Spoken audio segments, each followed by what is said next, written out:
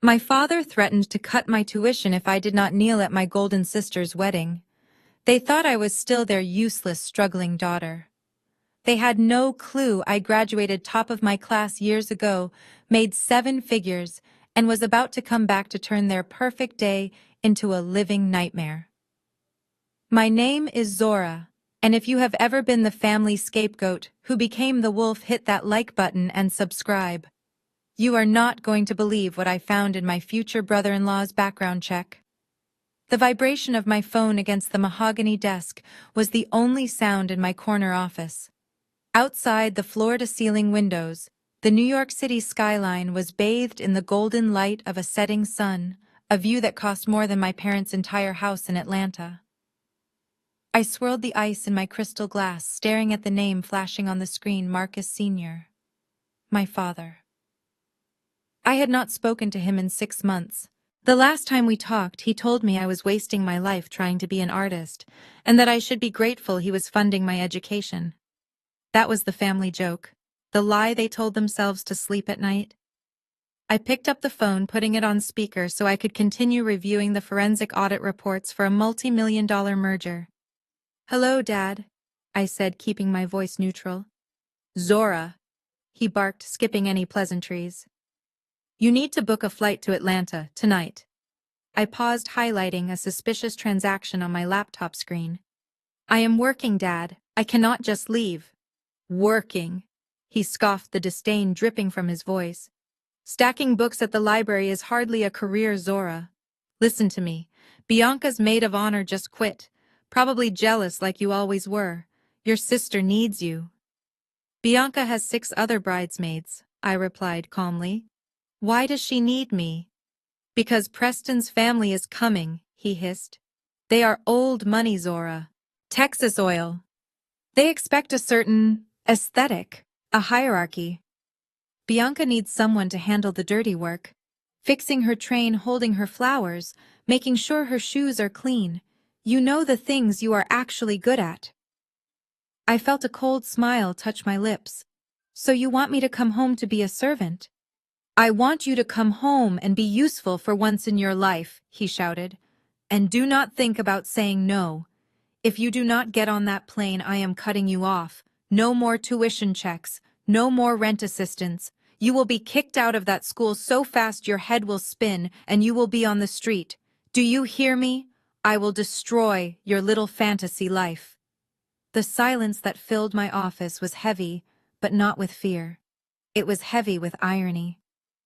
My father had not sent a tuition check in 5 years. I had attended Columbia on a full academic scholarship.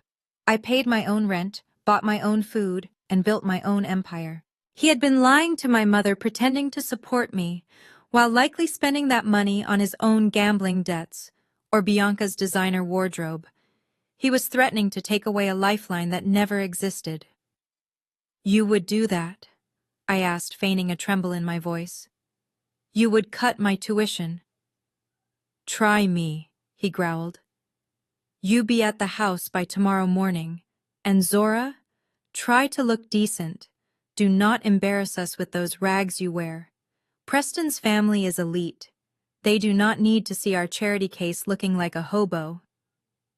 He hung up before I could respond. I leaned back in my leather executive chair, looking around my office. My rags were a $3,000 tailored suit. My library job was a position as a senior forensic accountant for one of the most prestigious firms on Wall Street. I wasn't just surviving. I was thriving in a world they couldn't even comprehend. I could have stayed. I could have blocked his number and continued my life, letting them drown in their own delusions. But then my eyes drifted to the manila envelope sitting on the edge of my desk. It had arrived that morning from a private investigator I used for vetting high-risk clients.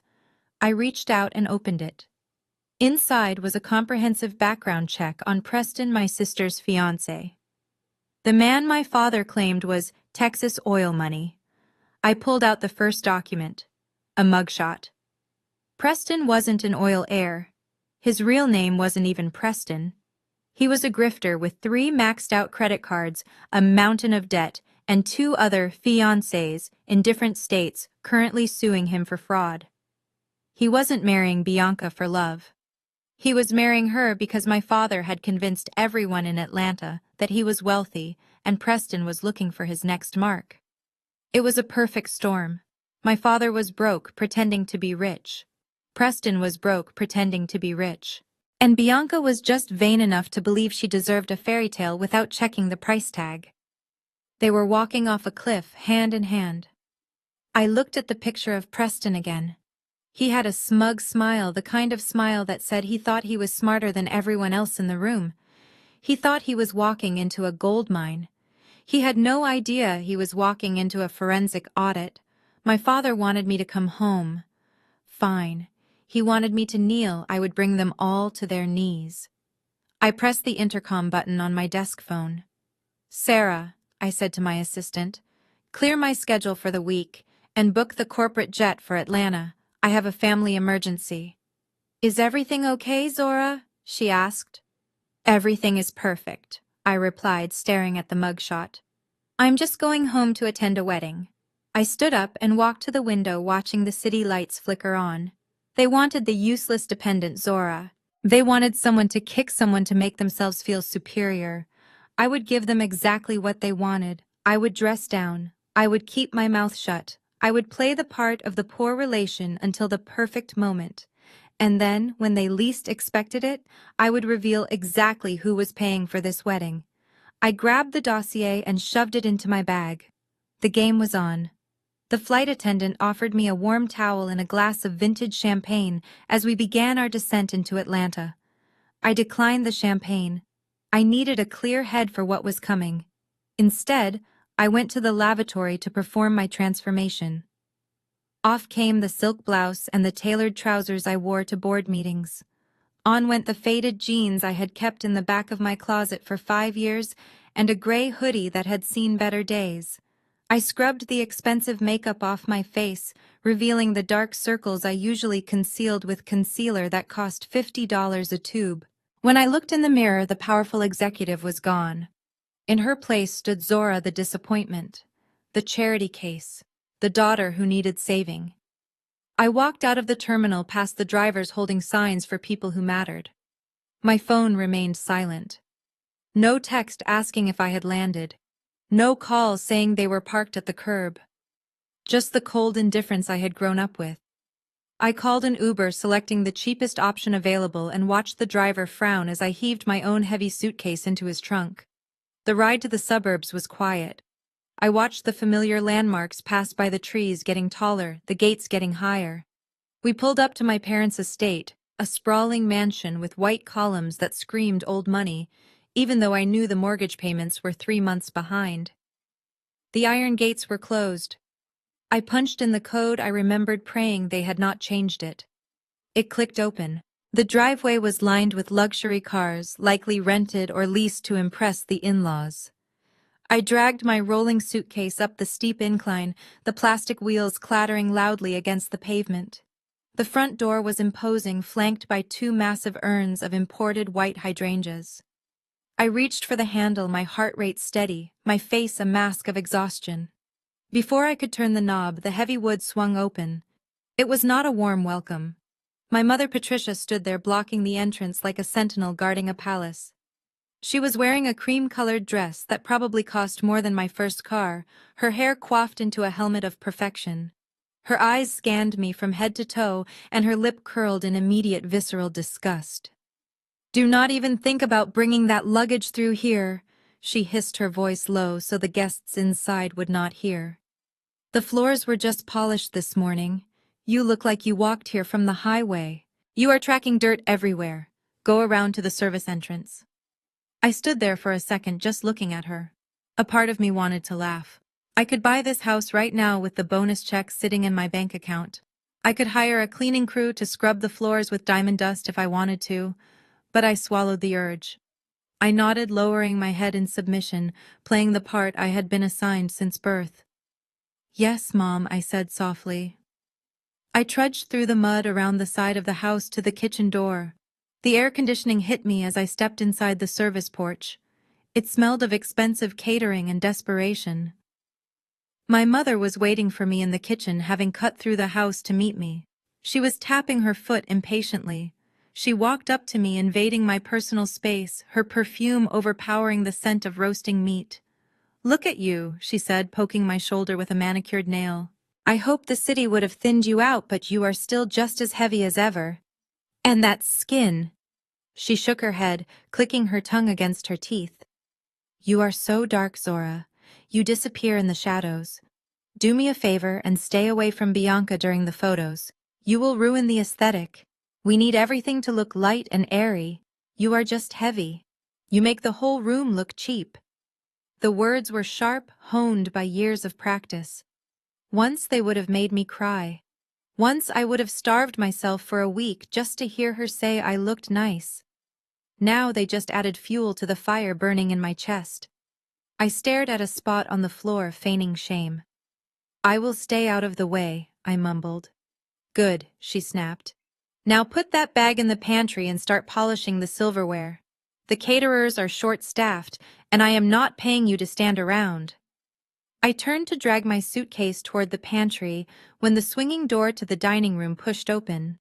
A man stepped in. He was tall, blonde, with the kind of jawline you see in magazines. He was wearing a linen suit that looked effortlessly expensive. He was holding a crystal tumbler of scotch, swirling the amber liquid as he leaned against the doorframe. He looked at my mother, flashing a charming smile, and then his eyes slid to me. The smile vanished instantly. There was no warmth, no curiosity, just a cold, sneering assessment.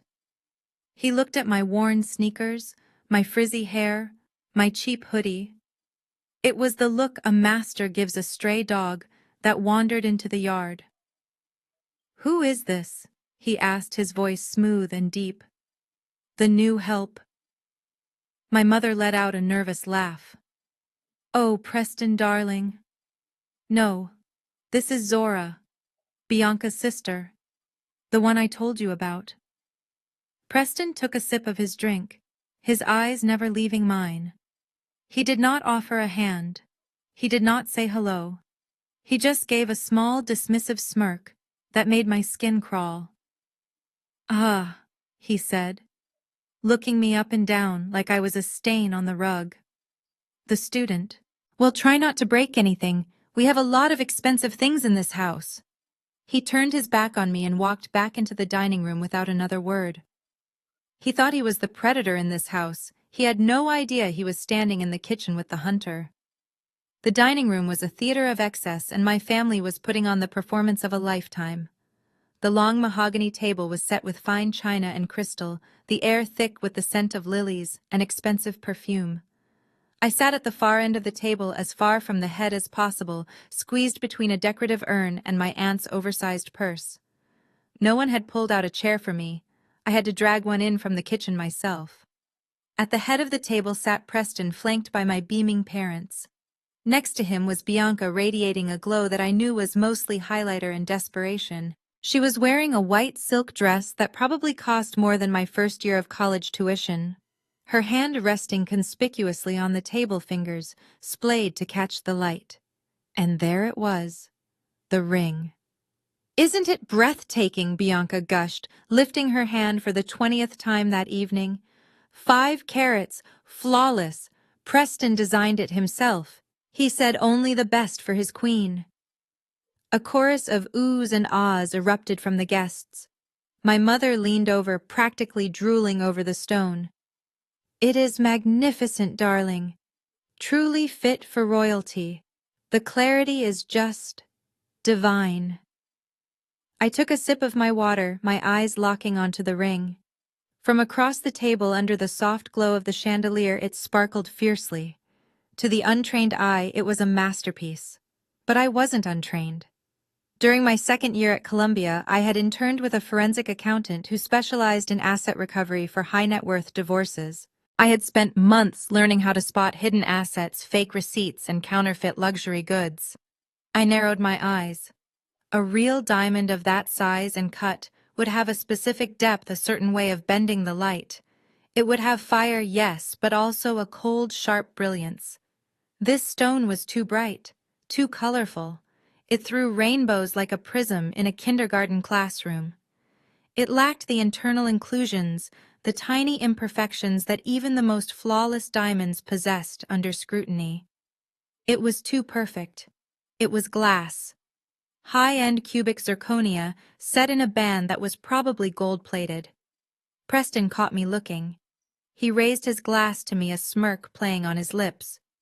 "Jealous Zora?" he asked, his voice dripping with condescension. "Maybe if you find yourself a wealthy man one day you can have nice things too. Though looking at you, well, miracles do happen." Laughter rippled around the table. My father chuckled the loudest, slapping the table. "Good one, Preston. But let's be realistic. Zora is more likely to marry a library book." I felt the heat rise in my cheeks, but I kept my face blank. "It is a very interesting ring," I said quietly. "Very shiny." Bianca snatched her hand back as if I had contaminated it with my gaze. "Don't be bitter, Zora. Just because you're struggling doesn't mean you can't be happy for me." "Enough about Zora," my father boomed, standing up and tapping his fork against his wineglass. The room fell silent. He puffed out his chest, looking every bit the proud patriarch he pretended to be. "I have an announcement regarding the wedding party." He looked at me, his eyes cold and hard. "As you all know, Bianca's maid of honor had to step down. And while Zora has returned home, we have decided that the role of maid of honor requires a certain grace, a certain social standing that, frankly, Zora does not possess." My mother nodded in agreement, sipping her wine. "Preston's family will be here soon," she added. "We need the bridal party to look cohesive, uniform. Zora just doesn't fit the aesthetic. So," my father continued, pointing a finger at me, "Zora, you will not be a bridesmaid. Instead, you will be Bianca's personal attendant for the week. You will ensure her dress never touches the ground. You will fetch her water, hold her purse, and polish her shoes before every event. If she needs anything at all, you run. Do you understand?" The table was silent again, but this time it was heavy with awkwardness. Even the guests seemed to realize this was a step too far. To turn a sister into a servant at her own sibling's wedding was cruel even for them. "You want me to be a maid?" I said, my voice steady but low. "I want you to be useful," my father shouted, his face turning red. "You have been leeching off this family for years, taking our money for that useless degree, living off our generosity. It is time you paid us back with some actual work." I opened my mouth to speak, to tell him I hadn't taken a dime from him in 5 years, to tell him I could buy this entire block, but he cut me off. He reached into his pocket and pulled out an old battered leather wallet. He opened it and pulled out a single crumpled $100 bill. "Here," he sneered, crumpling the bill into a ball and throwing it at me. It bounced off my chest and landed in my water glass. "I know you are starving. I know you are probably drowning in debt. Take it. Consider it a down payment on your services. Now be a good girl, take your plate to the kitchen and get started on the dishes. The staff needs help."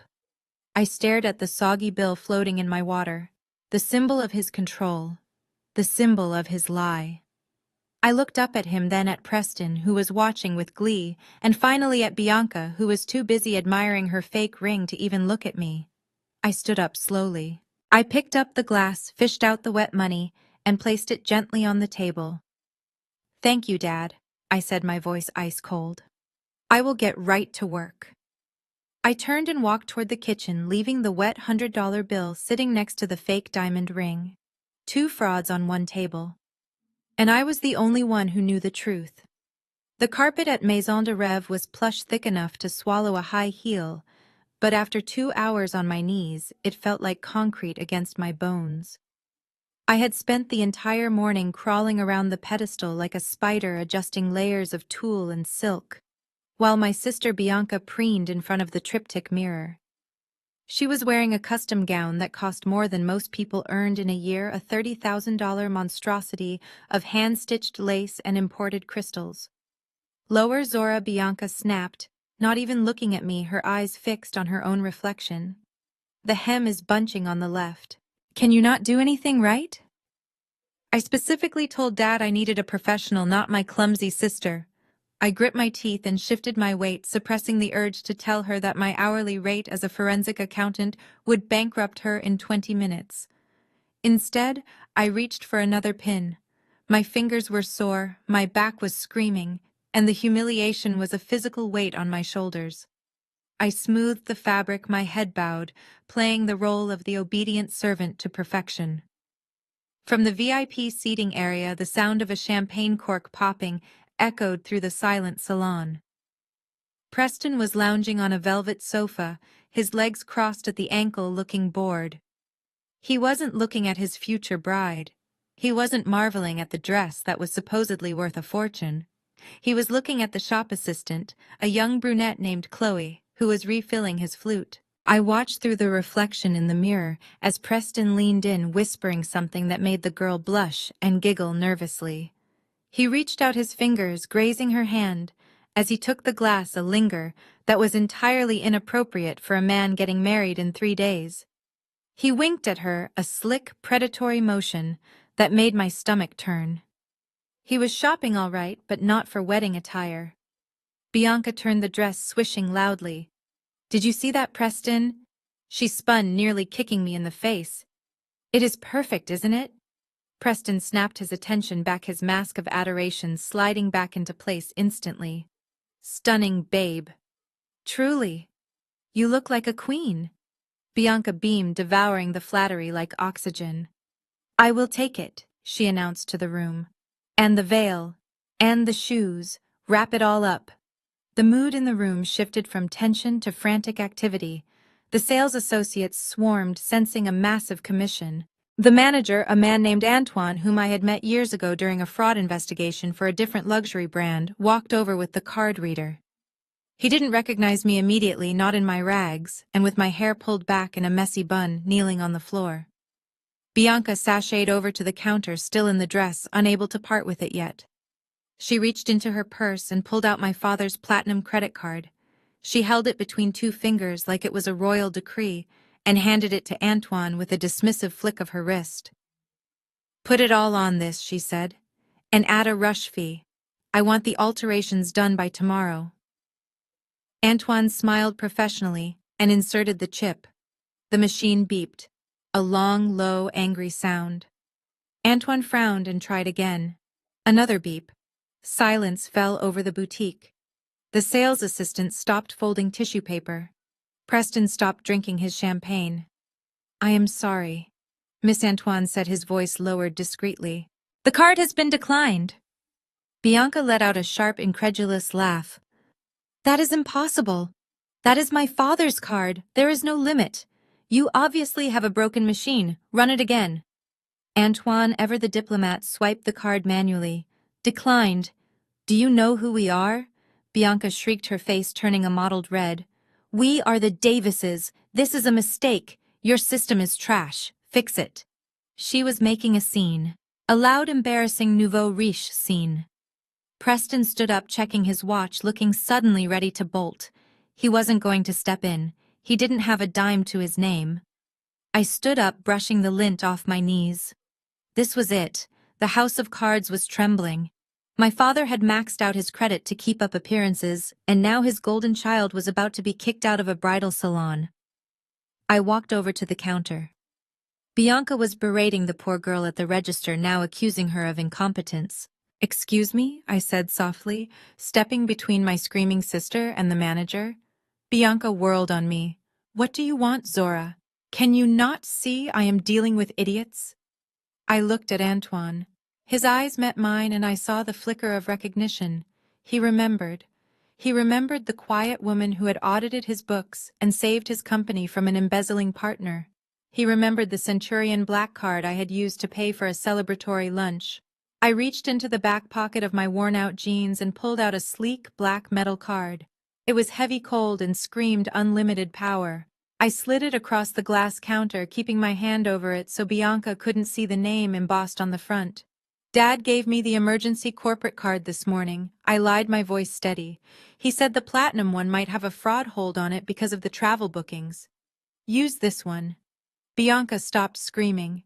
She looked at the card, then at me, confusion warring with relief. Antoine didn't miss a beat. He took the card with a slight respectful nod to me. "Of course," he said smoothly. "The corporate account. My apologies." He inserted my card. It authorized instantly. The receipt printed with a cheerful zip. I signed the slip quickly, making sure my signature was an illegible scrawl, and shoved the card back into my pocket before Bianca could take a closer look. Crisis averted. The dress was paid for. The wedding was back on. Bianca let out a huff of breath, snatching the receipt from Antoine. She didn't say thank you. She didn't ask why Dad gave me the black card instead of her. She just turned her fury onto me. "Why did you wait so long to give them that?" she snapped, hitting my arm with her clutch. "You let me stand there and argue for 10 minutes. You are so slow, Zora.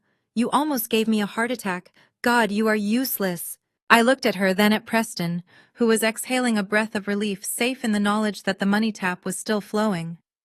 "Sorry, Bianca," I said, my voice dripping with false contrition. "I guess I just don't know how to handle big transactions like you do." I walked out of the salon into the bright sunlight, leaving them to their champagne. They thought they had saved face. They didn't realize that I had just bought the debt they were drowning in. The house was quiet for the first time since I arrived. The florists had left, the caterers were on a break, and Bianca was upstairs, presumably staring at her reflection in the mirror. I walked down the hallway toward the library, intending to find a quiet corner to check my emails. As I approached the heavy oak doors, I heard a voice. It was my father, but not the booming, confident baritone he used in public. This voice was shrill, desperate, cracking with fear. I stopped, pressing my back against the wall. The door was cracked open just a sliver. "Please," I heard him say, "I just need until Monday. The wedding is on Saturday. Once the marriage is official, I will have access to capital. Preston is liquid. We are merging assets." I held my breath. Merging assets. He was selling his daughter to pay his debts. There was a pause as the person on the other line spoke. My father's breathing was heavy, audible even from the hallway. "I know I am over-leveraged," he snapped, his voice rising in panic before dropping to a hiss. "Look, the house is already mortgaged 3 times.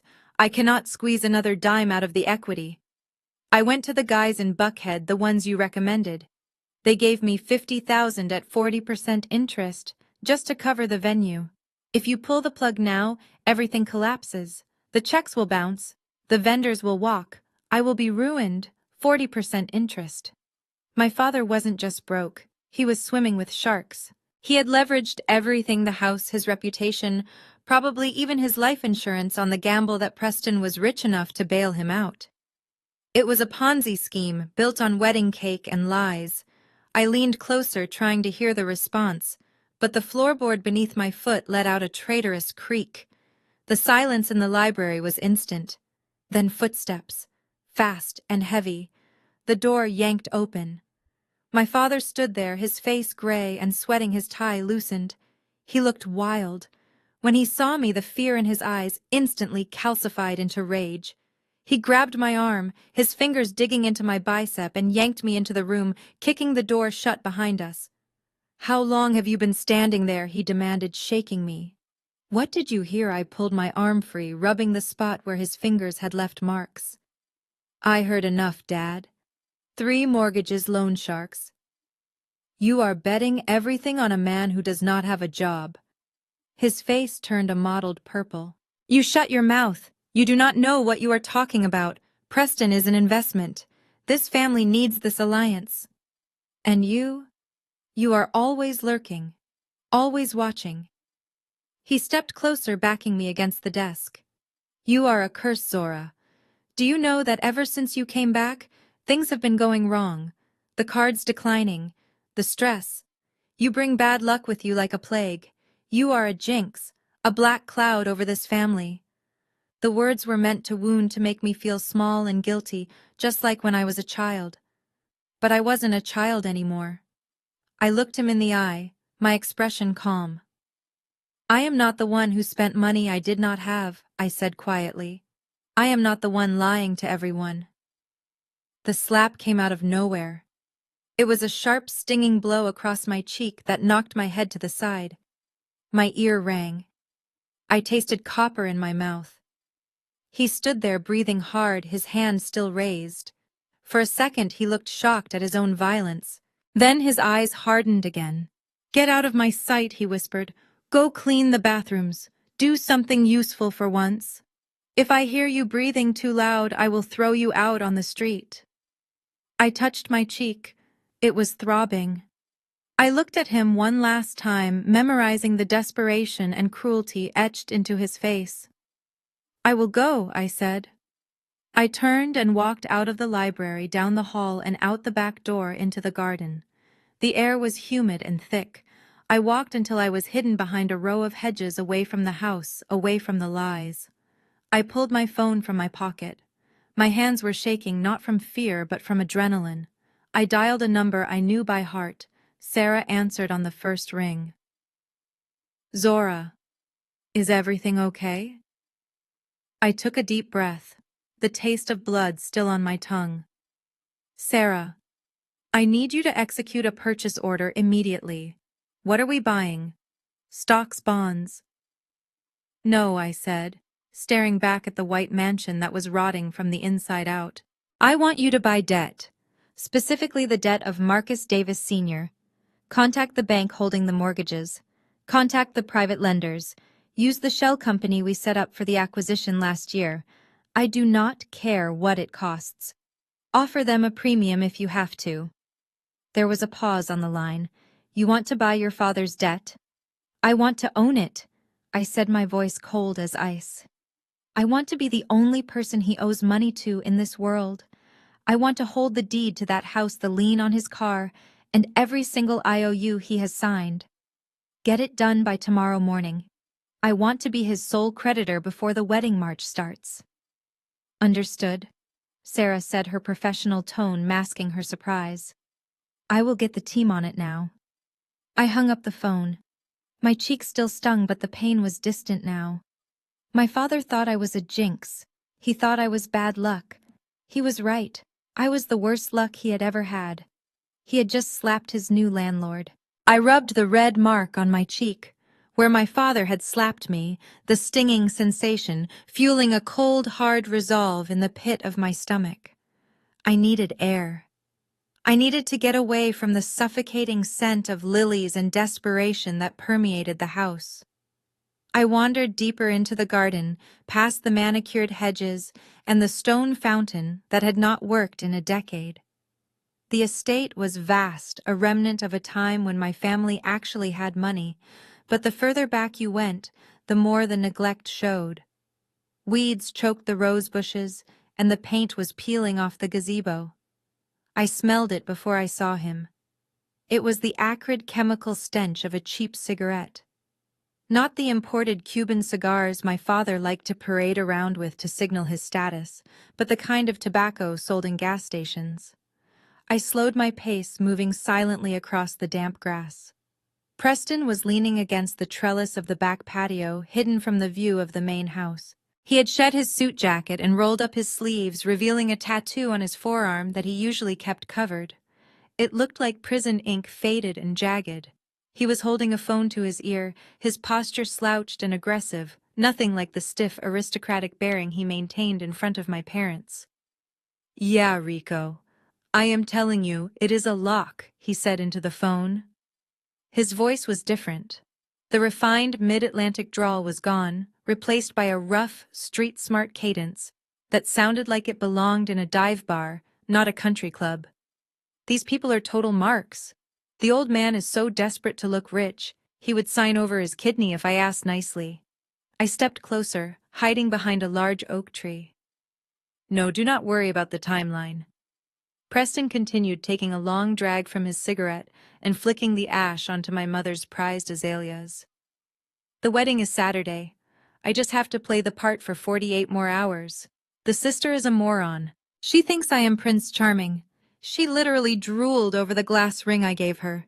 Can you believe these bougie idiots? They are so obsessed with status they cannot even see they are being played. I am going to bleed them dry, man. Every account, every asset. My blood ran cold. I had suspected he was a fraud. But hearing him openly mock my family, calling them marks, was a different kind of violation. It was one thing for me to see their flaws. It was another for this predator to exploit them. I stepped out from behind the tree. "You drop the accent, Preston," I said, my voice cutting through the humid air. He spun around, his hand instinctively going to his waistband before he realized it was just me. He relaxed instantly, a sneer replacing his initial surprise. He did not hang up the phone immediately. He just stared at me, exhaling a cloud of gray smoke in my direction. "I got to go, Rico," he said into the phone, his eyes never leaving mine. "I got a little mouse spying on me." He slipped the phone into his pocket and took a step toward me. He did not look worried. He looked amused. "You should learn to mind your business, Zora," he said, the rough edge still in his voice. "It is not polite to eavesdrop." "I know who you are," I said, standing my ground. "I know about the credit cards. I know about the lawsuits. And I know you are not from Texas oil money. You are a con man." Preston laughed. It was a harsh, grating sound. "You think you are smart? Do you? The little charity case with the library job thinks she is a detective? Who is going to believe you, Zora? Look at you." He gestured vaguely at my stained hoodie and worn-out jeans. "You are the family failure," he sneered. "The black sheep. Your father hates you. Your mother is ashamed of you. Your sister thinks you are pathetic. You think they are going to listen to you over me. I am the savior. I am the rich, handsome fiancé who is going to rescue their reputation. You are just the jealous, ugly little sister who wants what Bianca has." He took another drag of his cigarette, the cherry glowing bright orange in the twilight. He walked right up to me, invading my personal space. I could smell the stale alcohol on his breath. "I am going to tell them," I said. "Go ahead," he challenged. "Tell them. Tell them their golden ticket is a fake. They will hate you for it. They will say you are lying to ruin their happiness. They need me to be real more than they need you to be right." He was close enough now that I could feel the heat radiating from him. He looked down at me with pure contempt. Then, with a casual, almost lazy motion, he reached out. I thought he was going to push me. Instead, he pressed the burning end of his cigarette directly into the fabric of my hoodie, right over my heart. I gasped, stumbling back, as the heat seared through the cotton.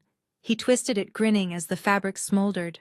"Oops," he said, his voice dripping with mock sympathy. "Clumsy me. You really should be more careful with your clothes, Zora. That is probably the only warm thing you own." I brushed the ash away, my heart pounding against my ribs. The hole in my hoodie was small, a black burn mark, but the message was clear. He thought I was weak. He thought I was powerless. He leaned in closer, his lips brushing my ear. The smell of smoke and cheap cologne was suffocating. "Here is what is going to happen," he whispered, his voice low and menacing. "We are going to have a beautiful wedding on Saturday. You are going to carry Bianca's train like a good little servant. And then, on Monday morning, while everyone is sleeping off the champagne, I am going to empty the joint accounts your father just added me to. I am going to take the jewelry. I am going to take the cash gifts. And I am going to disappear." He pulled back, looking me in the eye with a terrifying emptiness. "And you are going to stand there and watch," he said. "Because if you say a word, I will tell your father you tried to come on to me. Who do you think he will believe, the billionaire son-in-law or the daughter he keeps in the kitchen?" He winked at me, dropped the cigarette butt on the grass and crushed it under his expensive Italian loafer. "See you at dinner, Zora," he said, switching effortlessly back to his polished aristocratic accent. "Do try to clean up. You smell like smoke." He turned and walked back toward the house, whistling a tune. I stood alone in the darkening garden, staring at the crushed cigarette butt. He thought he had me cornered. He thought he had won. He had just given me the confession I needed. And he had no idea that the hoodie he just burned cost $12, but the woman wearing it owned the mortgage on the roof over his head. The bachelorette party was held in the solarium of my parents' estate, a room with glass walls that looked out over the pool. It was decorated with thousands of dollars worth of pink balloons and white roses. My mother had hired a high-end catering company, but when the servers arrived, she sent 2 of them home to save money and told me to put on an apron. I spent the evening weaving through a crowd of women who smelled like expensive perfume, and old money carrying a silver tray heavy with crystal flutes. Bianca sat on a velvet throne my mother had rented for the occasion, wearing a sash that said, "Bride-to-be" in glittery letters. She held court like a queen, laughing loudly at stories I knew were exaggerated. "Zora, more champagne?" Bianca snapped, snapping her fingers at me without turning her head. "My glass is empty." "And get Tiffany a napkin." She spilled her drink. I walked over, keeping my head down. I was wearing black leggings and a plain black t-shirt, the uniform of the help. I poured the champagne, careful not to let a single drop hit the table. "Who is the help?" one of Bianca's bridesmaids asked, looking at me over the rim of her glass. "She looks familiar." Bianca laughed, a cruel tinkling sound. "That is just Zora, my sister. She is working off her room and board." The bridesmaid's eyes widened. "Your sister? Oh my God. I thought she was away at school or something." "She is still in school," another friend chimed in. "She has been in college for 6 years now." "What are you studying, Zora?" "How to be a professional student." The group erupted in laughter. I felt my face heat up, but I kept pouring. "She is trying to find a degree that does not require actual work," my mother said, stepping into the circle. She smoothed Bianca's hair, looking at me with cold, hard eyes. "Zora has always been a bit slow to launch. We try to support her, but honestly it is exhausting. She is the family disgrace." The words hung in the air, heavy and suffocating. The family disgrace. I looked at my mother, the woman who had abandoned me emotionally years ago, now rewriting history to fit her narrative of martyrdom. She wanted their sympathy. She wanted to be the saint who put up with the failure of a daughter. "It is so sad," the bridesmaid said, looking at me with mock pity. "At least Bianca turned out perfect." "You must be so relieved, Patricia." "I am," my mother sighed. "Bianca is my shining star. Zora is just, well, Zora is a cautionary tale." I finished pouring the drinks and stepped back, blending into the shadows. I watched them toast to Bianca's future, to her handsome, wealthy husband, to the perfect life they were buying with money they did not have. They had no idea that the girl holding the tray owned the debt that paid for the champagne they were drinking. They had no idea that I could shut down this party with a single phone call to the bank. But I waited. Patience was my weapon. As the night wore on, the guests became louder and sloppier. I spent my time cleaning up shattered glass and wiping up spilled dips. Around midnight, the party moved out to the pool deck for a midnight swim. I stayed inside to clear the debris from the solarium. The room was a mess of discarded gift wrap and empty bottles. I moved methodically, tossing trash into a black bag. As I reached for a pile of coats thrown carelessly over a chaise lounge, I recognized a familiar fabric. It was the linen suit jacket Preston had been wearing earlier that day. He must have left it behind when he stopped by to drop off a gift for Bianca before the party started. I picked it up, intending to hang it in the closet. It was light, expensive fabric, but something heavy weighed down the inside pocket. I assumed it was a flask or a wallet. Then it vibrated. I froze. A short, sharp buzz against my hand. I looked around. The patio doors were closed. The laughter outside was muffled. I was alone. I reached into the pocket and pulled out the source of the vibration. It was a phone. But it wasn't the sleek, latest model smartphone Preston always carried around, the one he used to check stock prices and show off photos of his oil wells. This was a burner phone. A cheap plastic flip phone that you could buy at a convenience store for $20. The kind drug dealers and criminals used because they were untraceable. My heart began to hammer against my ribs. Why would a Texas oil heir need a burner phone? The phone buzzed again in my hand. A text message notification lit up the small, grainy outer screen. I opened the phone. There was no passcode. Preston was arrogant. He thought he was untouchable in this house. He thought everyone here was too stupid to catch him.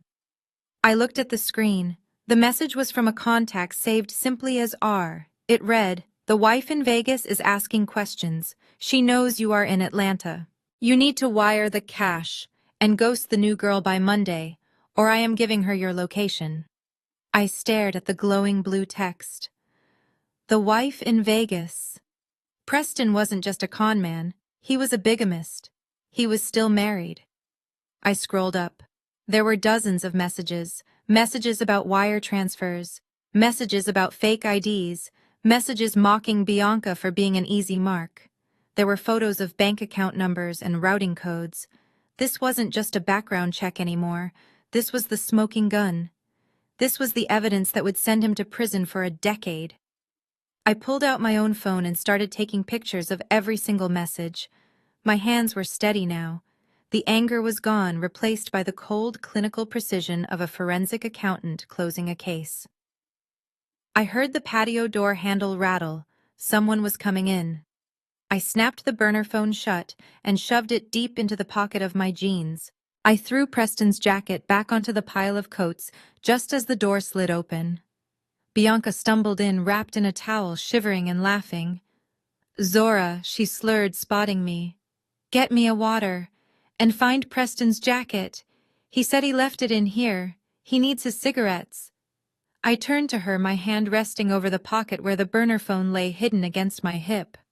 "Sure, Bianca," I said, a small, dangerous smile playing on my lips.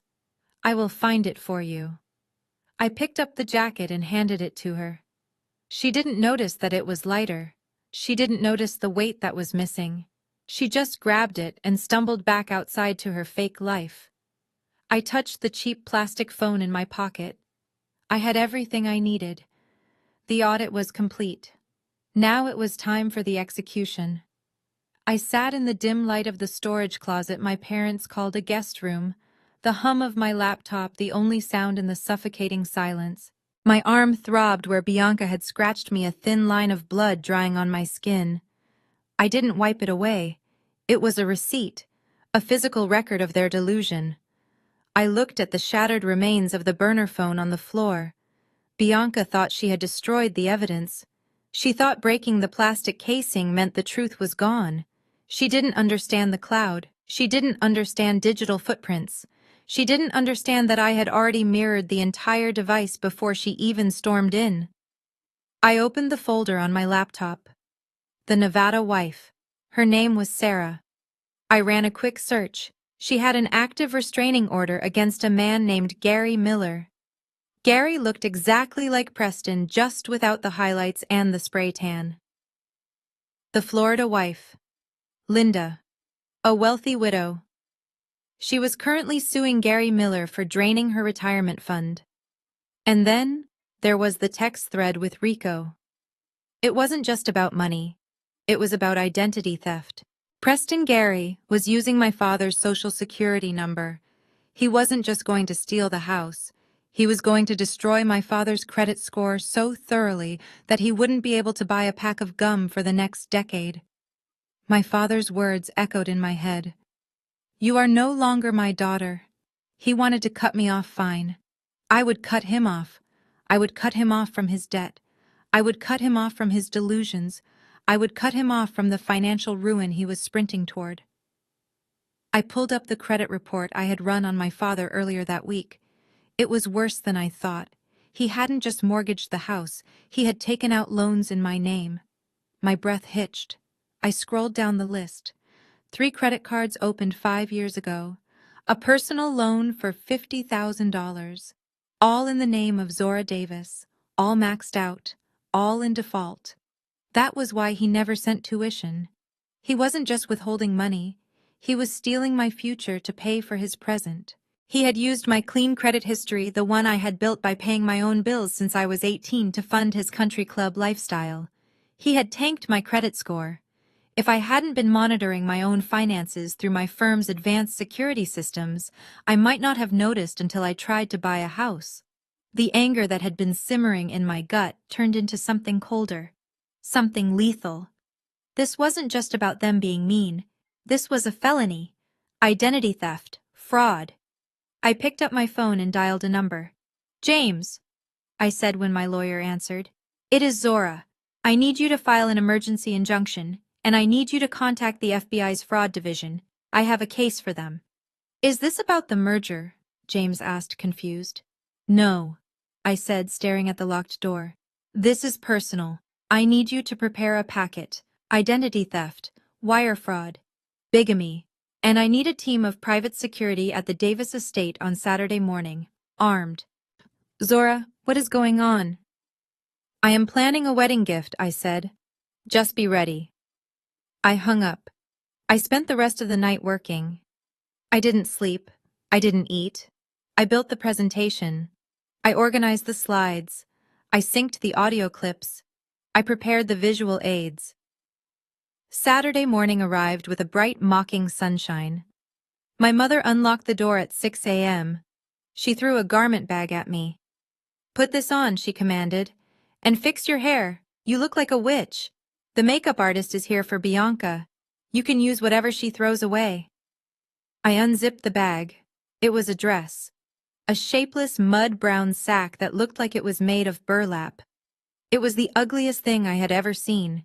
It was designed to make me look invisible, to blend into the background like furniture. I put it on. It scratched my skin. I pulled my hair back into a severe bun. I didn't touch the makeup. I didn't need to hide anymore. I walked out into the chaos of the wedding day. The house was buzzing. Florists were screaming. Caterers were running. Bianca was in the master suite screaming at a bridesmaid because her mimosa wasn't cold enough. I walked past them all, a ghost in brown. I went to the ballroom where the reception was being held. The AV team was setting up the projector for the slideshow. A montage of Bianca's life. Baby pictures, pageant photos, pictures of her and Preston looking perfect. "Excuse me," I said to the technician. "My father asked me to upload the final version of the slideshow. He made some last-minute changes." The guy looked at me, saw the dress, saw the family resemblance, and shrugged. "Sure thing. Just plug it in there." I plugged in my flash drive. I uploaded the file labeled Bianca Wedding a Final.pptx. "Is it looped?" I asked. "Yeah, it will play on repeat as soon as the speeches start," he said. "Perfect," I said. I walked away. The trap was set. The ceremony was in the garden. I stood at the back holding Bianca's train as she walked down the aisle. She looked beautiful. She looked happy. She looked like a woman who had won the lottery. Preston stood at the altar looking handsome and rich, wiping a fake tear from his eye. My father walked her down the aisle, chest puffed out, beaming with pride. He looked at me as he passed, his eyes full of warning.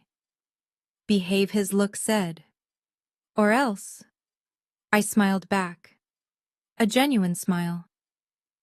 Because I knew something he didn't. I knew that in less than 2 hours, he wouldn't be the owner of this house. I knew that the man he was handing his daughter to was already married. And I knew that the police were currently parking their unmarked cars at the end of the driveway. The ceremony was short. They exchanged vows. They exchanged rings. The fake diamond glittered in the sun. "I now pronounce you man and wife," the officiant said. Cheers erupted. White doves were released. It was perfect. It was a fairy tale. We moved to the reception. The champagne flowed. The speeches began. My father took the microphone.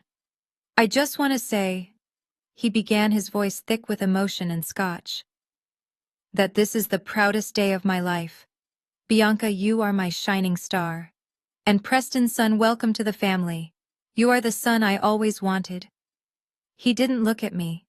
He didn't even acknowledge my existence. "And now," he said, raising his glass, "a little tribute to the happy couple." He gestured to the massive screen behind the head table. The lights dimmed, the music swelled, the first slide appeared. It wasn't a baby picture of Bianca. It was a mugshot. Gary Miller. Arrested for fraud. Las Vegas Police Department. The room went silent. The music cut out. "What is this?" Bianca whispered, staring at the screen. The slide changed. A marriage certificate. Gary Miller and Sarah Jones. Dated 2019. Status active. The slide changed again. A bank statement. Marcus Davis Sr. Credit card ending in 4590. Unauthorized transaction $15,000. Merchant Diamond, District Fakes. My father dropped his glass. It shattered on the dance floor. "Who did this?" he roared, turning to the AV booth. I stepped out from the shadows. I walked to the center of the room, still wearing my mud-brown dress. I picked up the microphone from the stand. "I did," I said, my voice amplified, filling the terrified silence of the room. "I thought we should all get to know the real Preston, or should I say Gary?" Preston stood up, his face pale, his eyes darting to the exits. "And while we are sharing truths," I continued, turning to my father, "let's talk about my tuition. Let's talk about the loans you took out in my name. Let's talk about identity theft, Dad." "Seize her," my father screamed, pointing at me. "Security, get her out of here." Two security guards stepped forward, but they weren't his security guards. They were mine. They wore jackets with the logo of a private protection firm in New York. They crossed their arms and blocked the path to the stage. "They work for me, Dad," I said. "Just like the mortgage company that owns this house works for me now." Gasps rippled through the crowd. "That's right," I said, looking at my mother, whose face was a mask of horror. "I bought the debt. All of it. The 3 mortgages, the personal loans, the sharks in Buckhead. I own it all, which means I own this house, and everyone in it is currently trespassing." I looked at Preston. "And you, Gary. You might want to run. The police are at the front gate." Gary didn't wait. He vaulted over the head table, knocking over the wedding cake, and sprinted for the patio doors. "Stop him!"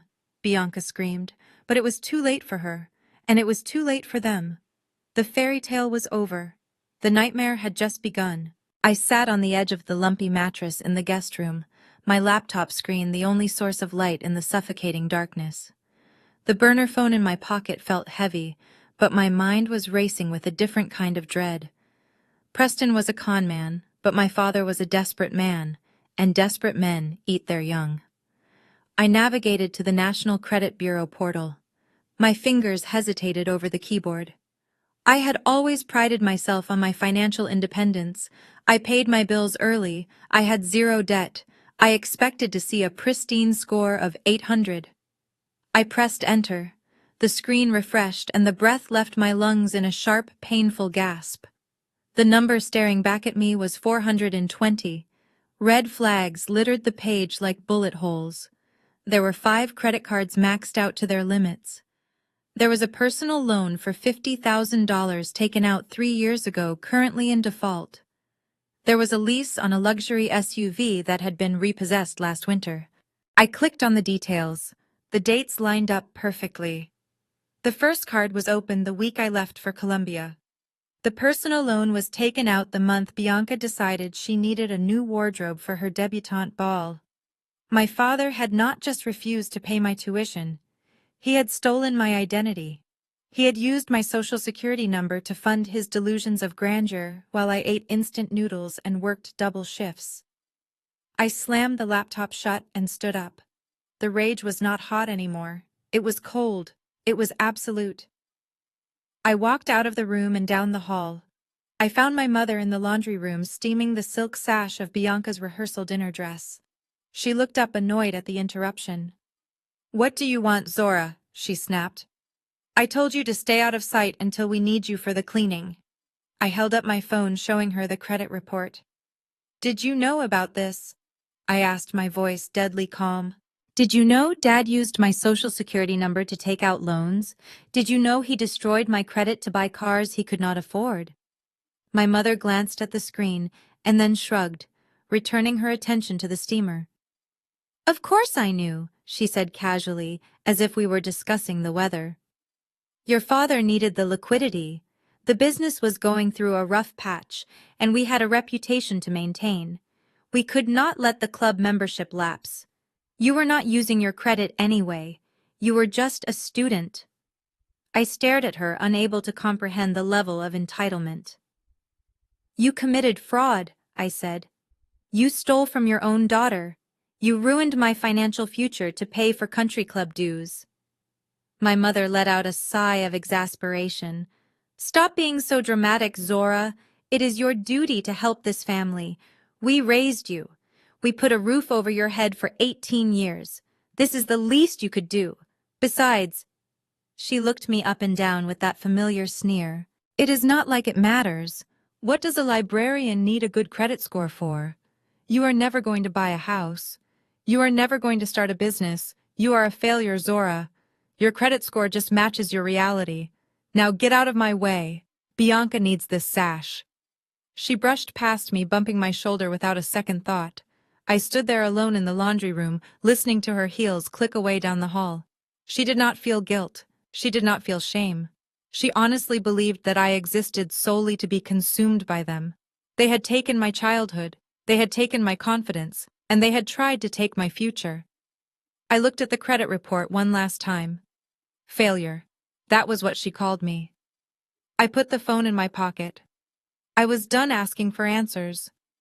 I was done hoping for an apology. I walked back to my room and picked up my laptop.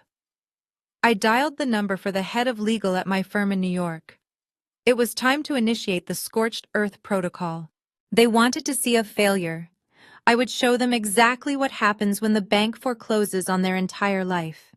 The rehearsal dinner was held at the River Oak Country Club, a place where the membership fees cost more than the average American's annual salary.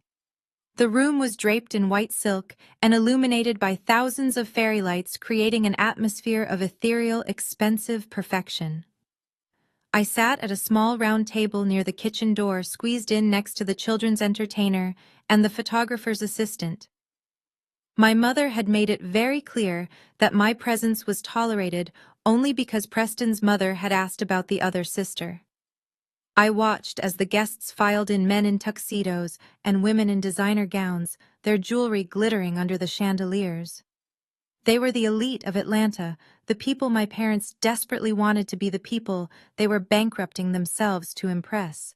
Preston was working the room like a seasoned politician, shaking hands, kissing cheeks, and laughing at jokes that were not funny. He looked the part of the devoted fiancé, his hand constantly resting on the small of Bianca's back, guiding her through the crowd. Bianca was glowing. She was wearing a silver dress that shimmered like liquid moonlight, her hair cascading down her back in perfect waves. She looked like a princess. She looked like a prize. And she had no idea that the man beside her was already counting the minutes until he could cash her out. My father tapped a spoon against his champagne glass, the sharp sound cutting through the murmur of conversation.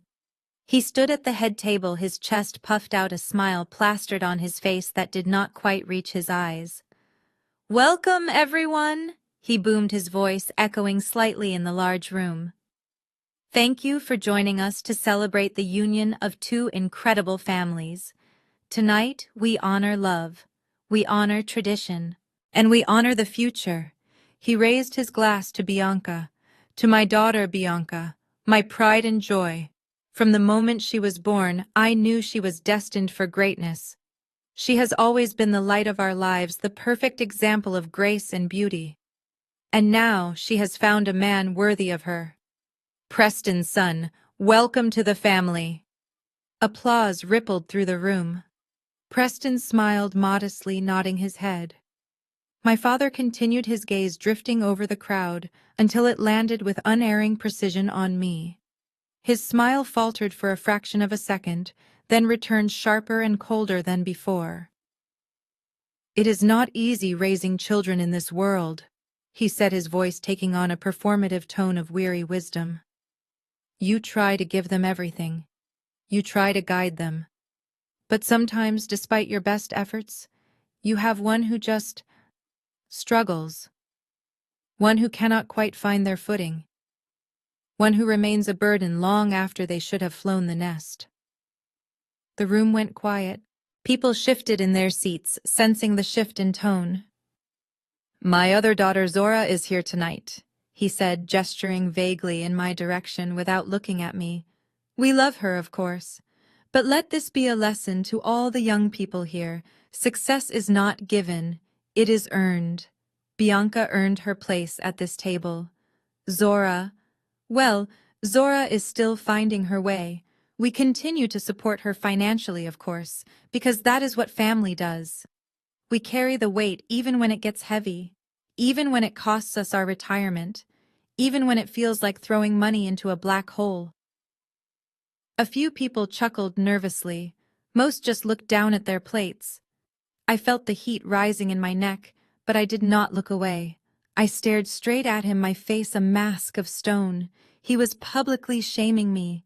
He was using me as a prop to elevate himself, to make himself look like the benevolent patriarch suffering the burden of a useless child. He was lying to a room full of strangers to hide the fact that he was the one who was drowning.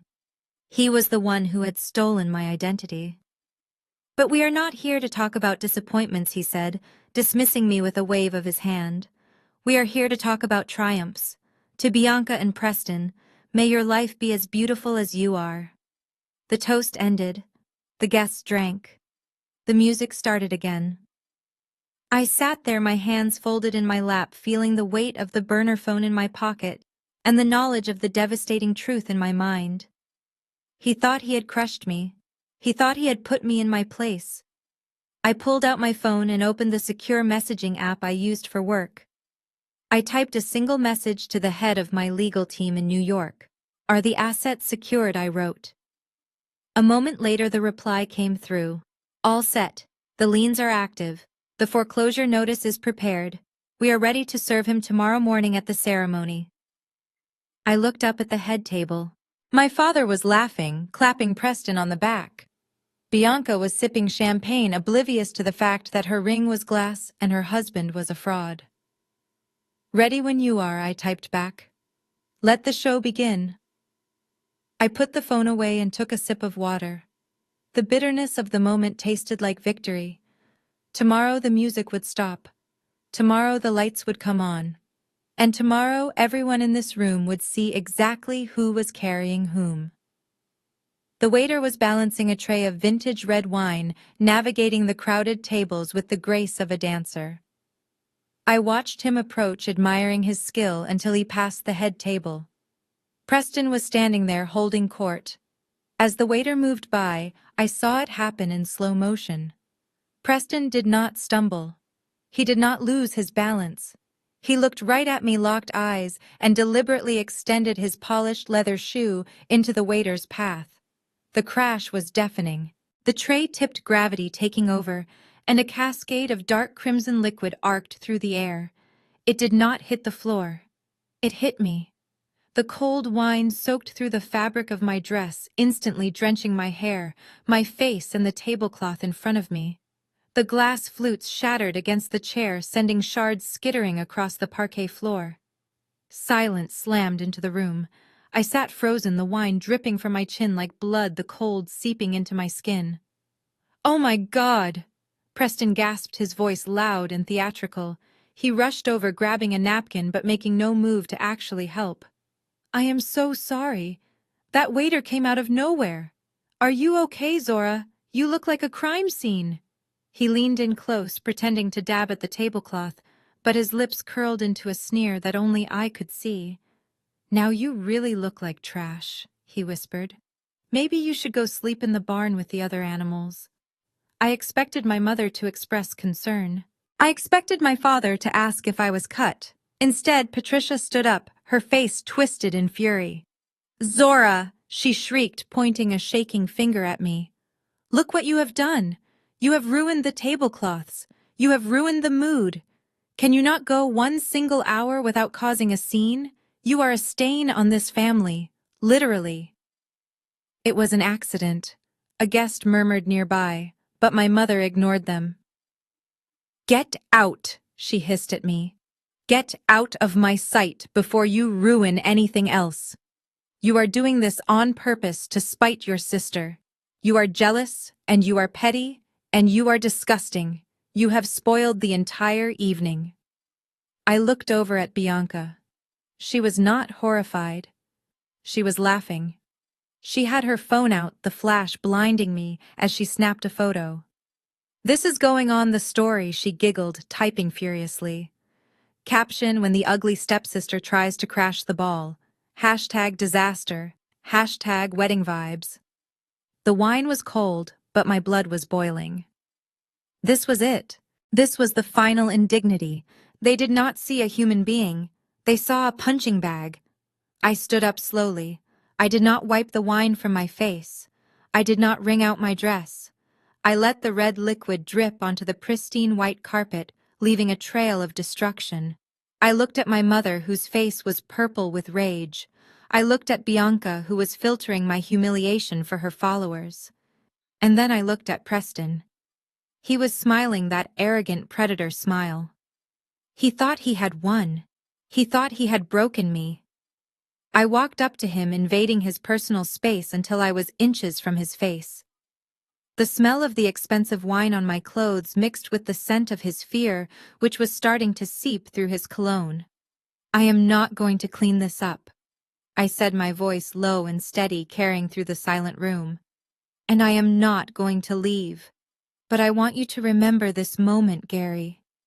He flinched at the use of his real name, his eyes widening. "Take a good look around." I continued, gesturing to the chandeliers, the lobster, the guests who were watching with bated breath. "Drink the champagne, eat the cake, laugh with my sister. Because this is it. This is the last meal you will ever eat as a free man." "Excuse me," he stammered, his smile faltering. "You are drunk. I am stone cold sober," I said, leaning in so close our noses almost touched. "Enjoy your last night of freedom. Because when the sun comes up tomorrow, the only thing you will be wearing is an orange jumpsuit." I turned and walked out of the ballroom, the red wine trailing behind me like a royal cape, leaving a stunned silence in my wake. The morning sun did not bring warmth to the Davis estate. Instead, it brought a cold reckoning. I woke up to the sound of screaming coming from the driveway. It was not the joyous shrieks of bridesmaids getting ready. It was the guttural roar of a man who realized his house of cards was burning down. I pulled on my brown dress, the ugly uniform of my servitude, and walked downstairs into a scene of absolute bedlam. The driveway looked like a parking lot for angry creditors. The florist was standing by her van, arms crossed over her chest, refusing to unload a single peony. The owner of the vintage Rolls-Royce rental company was sitting on the hood of the car, smoking a cigarette and shaking his head. The lead singer of the string quartet was packing his cello back into its case. Inside the foyer, my mother was sobbing into a handkerchief, while Bianca paced back and forth, her hair half set in curlers, screaming that her day was ruined. But the center of the storm was my father. He was standing by the front door, still in his silk pajamas, holding a platinum credit card that had been cut in half by the catering manager. "It is a mistake," my father shouted, his voice cracking with panic. "The bank made an error. Run it again." "I ran it 3 times, Mr. Davis," the caterer said, his voice devoid of sympathy. "The account is frozen. Fraud alert, insufficient funds. Take your pick." But until I see a wire transfer for $20,000, not a single shrimp puff leaves my truck. It was a domino effect. The florist wanted 10,000. The musicians wanted 5. The rental company wanted 15.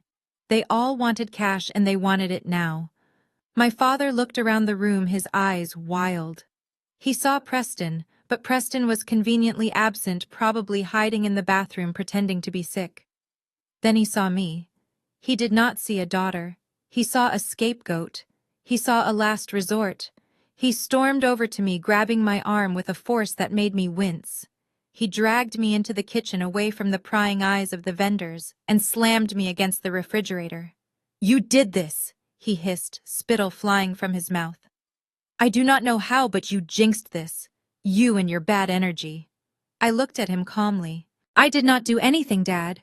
You spent money you did not have. He slapped the counter, the sound echoing like a gunshot. Shut up. I do not want to hear your mouth. I want you to fix this. You are smart, right? You are always reading those books. Figure it out. Go to a payday lender. Go to a pawn shop. Sell your kidney for all I care. But you get me $50,000 in cash within the hour. I stared at him. He was serious. He was asking his estranged daughter, whom he believed was a destitute student, to conjure $50,000 out of thin air to pay for a party he could not afford. I do not have $50,000, Dad, I said. Then steal it, he snarled, leaning in so close I could smell the stale scotch on his breath. Beg for it. I do not care what you have to do. If those vendors leave, if this wedding does not happen, I am ruined. And if I go down Zora, I am taking you with me. If you do not have that money in my hand by the time the ceremony starts, I will kill you. I swear to God, I will end you.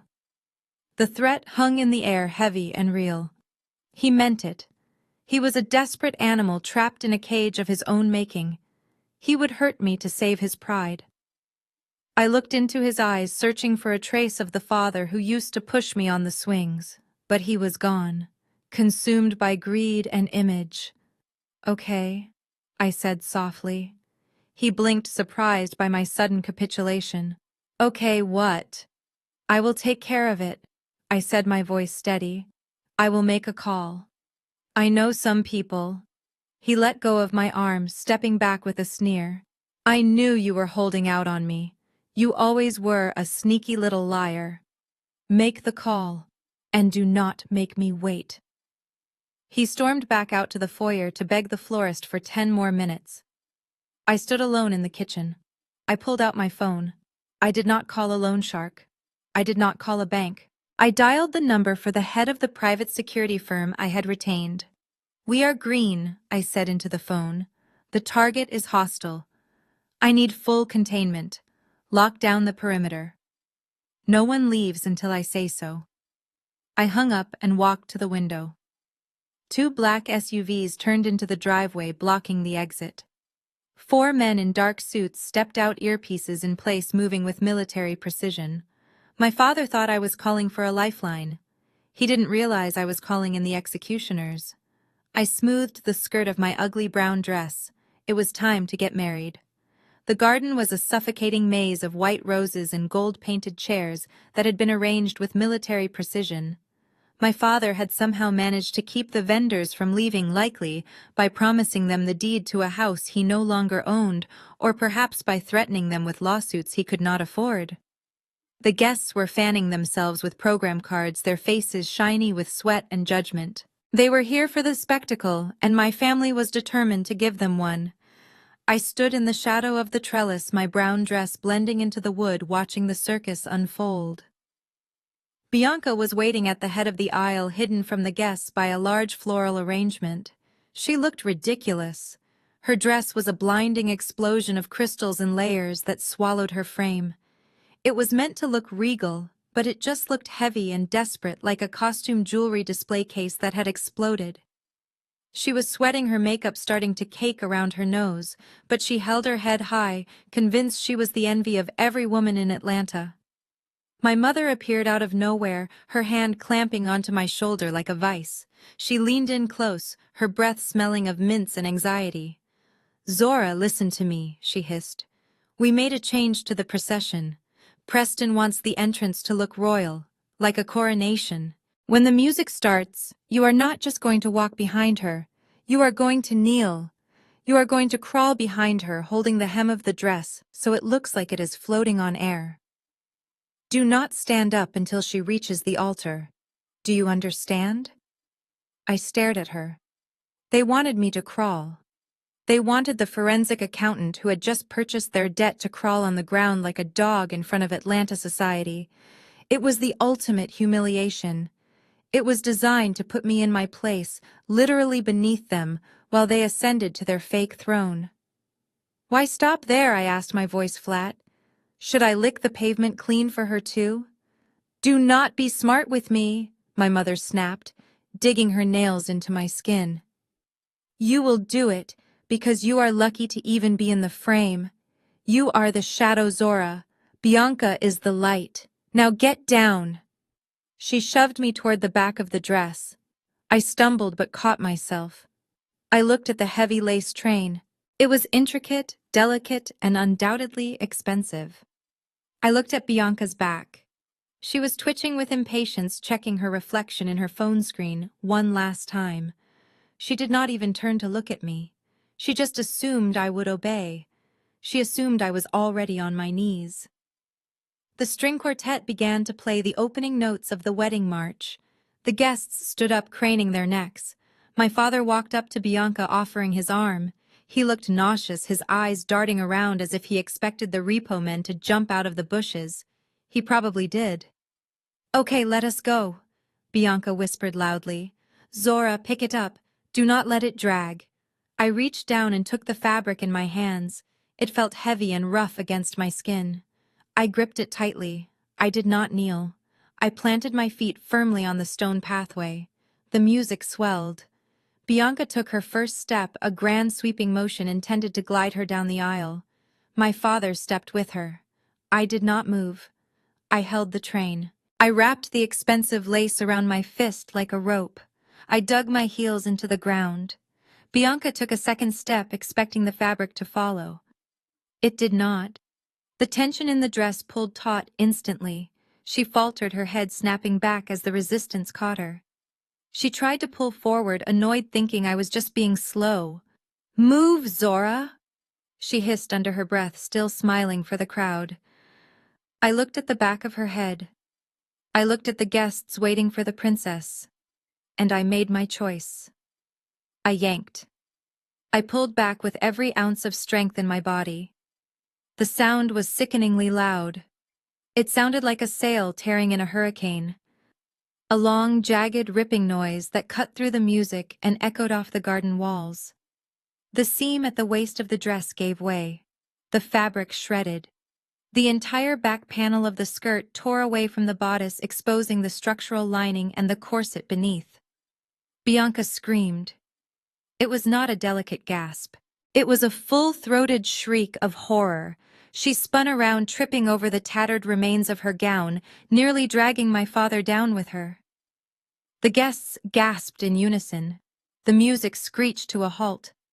I stood there, holding a massive piece of white silk and lace in my hands, still standing tall. I was not kneeling. I was not crawling. I was the only one in the entire garden who was standing on solid ground. My mother looked at me, her mouth hanging open in shock. My father looked like he was having the heart attack he had always threatened. Bianca looked down at her ruined dress, then up at me, her eyes wide with disbelief. "Oops," I said, my voice carrying clearly in the sudden silence. "I guess I am just too clumsy for royalty." I dropped the torn fabric onto the dirt and stepped over it. I did not run. I did not hide. I walked past my horrified sister and my frozen father. I walked straight up the aisle alone toward the altar where Preston was waiting, his face pale as a sheet. The show was over. The reckoning had arrived. The silence that followed the ripping of the dress was heavier than the humidity in the air. It was a vacuum sucking the oxygen right out of the garden. Bianca stood frozen, clutching the tattered remains of her skirt against her corset, her face a mask of shock that hadn't yet dissolved into the inevitable tears. The guests were statues, their fans halted mid-wave, their mouths slightly open. It was the kind of scene you couldn't look away from, a car crash in slow motion involving silk and tulle. I walked past her.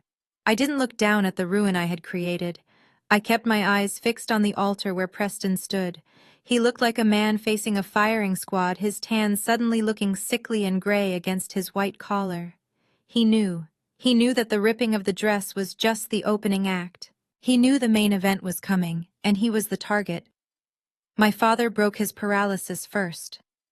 The shock on his face morphed into a rage so pure it looked painful.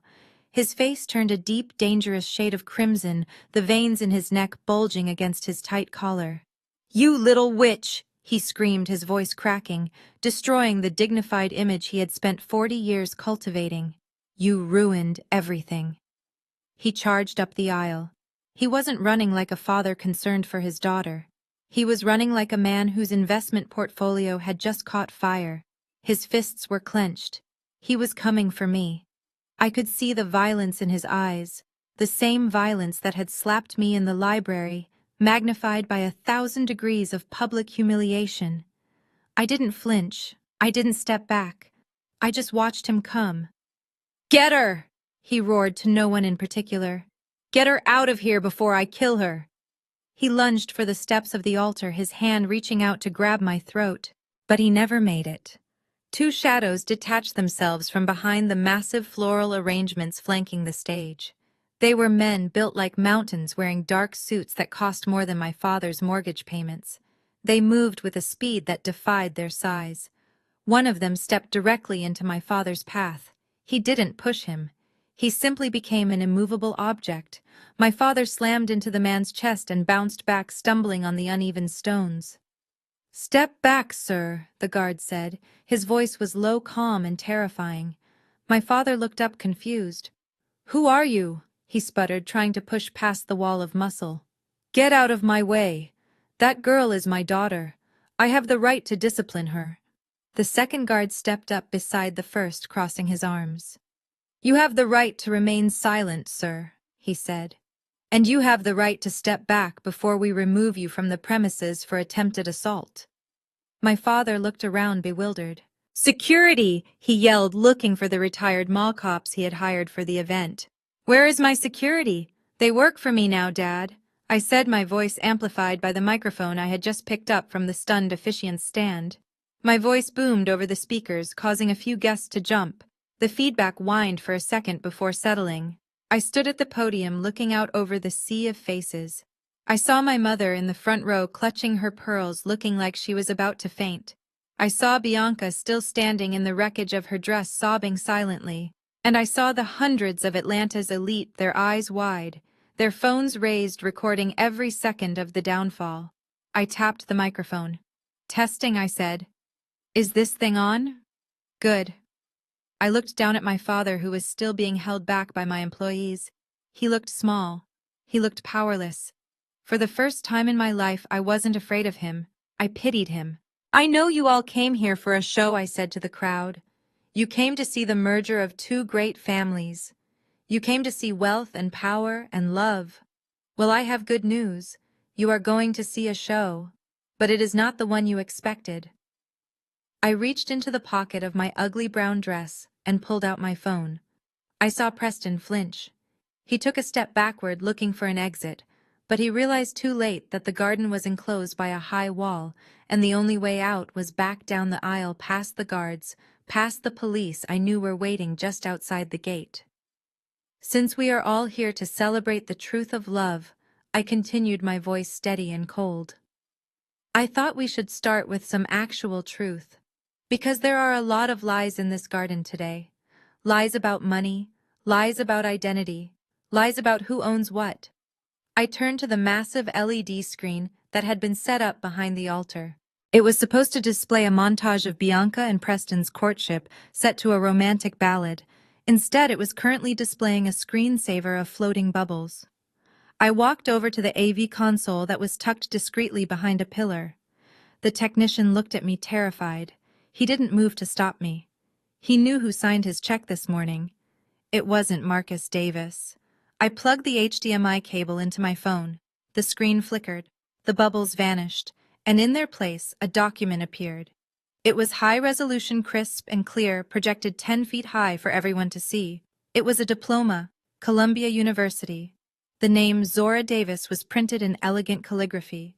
Below it, the words, "Summa cum laude." And below that, a current employment contract. Senior Director of Forensic Accounting. Base salary $750,000. A gasp went through the crowd. I heard whispers. I thought she was a student. I thought she was broke. I turned back to the crowd. "My father told you I was a burden," I said. "He told you I was a failure who needed his charity. He threatened to cut off my tuition if I did not come here today and serve my sister. But the truth is, I haven't taken a dime from him in 5 years. I paid for my own education. I built my own career. and I make more in a month than he has made in the last decade. I swiped the screen on my phone. The image changed. Now let's talk about why we are really here. The whispers in the garden had turned into a low roar, a mixture of shock and morbid curiosity. I swiped the screen on my phone again. The image of my diploma dissolved, replaced by something far uglier. "This is a credit report," I announced, my voice echoing off the stone walls. "It belongs to me. Or at least it belongs to the identity my father stole." The screen displayed a list of debts in bright angry red. Credit cards opened 5 years ago, personal loans, car leases, all in the name of Zora Davis, all defaulted. The total amount owed was staggering. "My father told you he was supporting me." I continued, looking directly at my mother, who was now clutching her chest, as if she were having a heart attack. "He told you I was a drain on the family finances. But the truth is, he used my social security number to fund his lifestyle when his own credit ran dry. He bought cars he could not afford. He paid for club memberships he did not use. He destroyed my financial future to pretend he was still a king." I saw my father struggle against the guards. "That is a lie," he screamed, his face a mask of panic. "She is making it up. It is a forgery." "It is a federal crime, Dad," I corrected him calmly. "And the FBI already has the file." I swiped again. The screen changed to a document titled Notice of Default. "This is the mortgage on this house," I said. "Or rather, the 3 mortgages. My father has leveraged this property to its absolute limit. He hasn't made a payment in 6 months. The bank initiated foreclosure proceedings last week." Gasps erupted from the crowd. The guests looked around nervously, realizing they were standing on repossessed land. "But don't worry," I added with a cold smile. "The bank doesn't own it anymore." "I do. I bought the debt this morning. Every single cent. I own the mortgage. I own the liens. I own the paper this house is built on." My mother let out a wail of despair, collapsing into her chair. Bianca was staring at the screen, her mouth open, the tears finally starting to flow. She looked from me to our father, the realization dawning on her that her inheritance was nothing but smoke and mirrors. "But the best part is yet to come," I said, turning my gaze to the altar. "Let's talk about the groom." Preston took a step back, bumping into the floral arch. He looked like a trapped animal. I swiped the screen. A mugshot appeared. It was grainy, black and white, but the face was unmistakable. "Gary Miller, arrested in Las Vegas for wire fraud and identity theft." "This is the man my father sold his soul to impress," I said.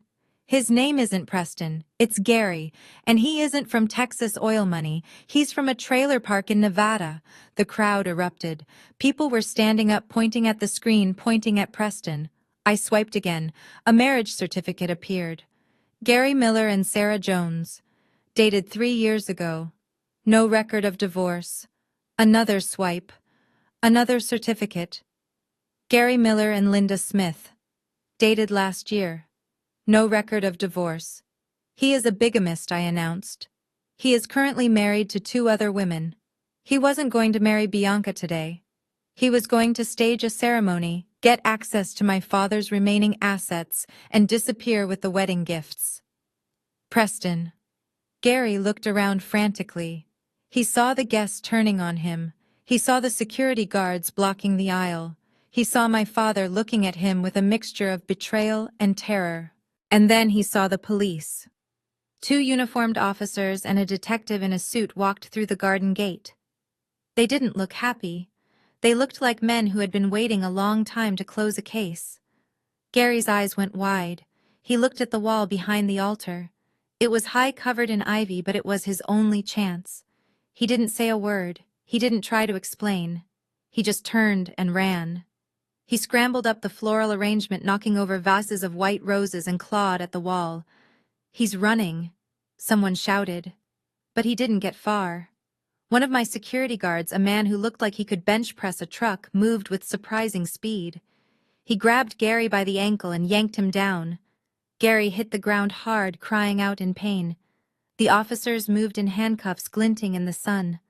I watched from the podium, my expression unchanged.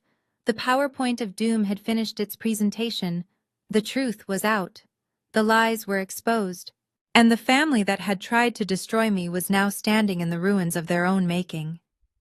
I watched the ambulance lights flash against the garden walls, painting the white roses in strobes of red and white.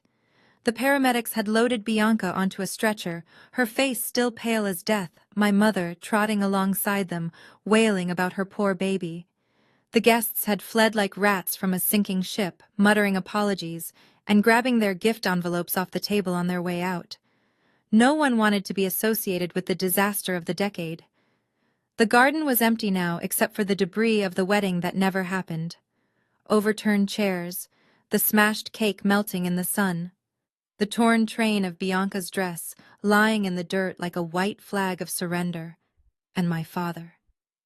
He sat on the steps of the altar, his head in his hands. His tuxedo jacket was torn at the shoulder from his struggle with the guards. He looked deflated. The pompous, arrogant patriarch, who had threatened to destroy me just 24 hours ago, was gone. In his place was a ruined old man sitting in the wreckage of his own hubris. I walked up the aisle slowly, the heels of my boots clicking on the stone. The sound made him look up. His eyes were red-rimmed with shock and exhaustion. When he saw me, a flicker of the old anger sparked, but it was weak like a dying ember.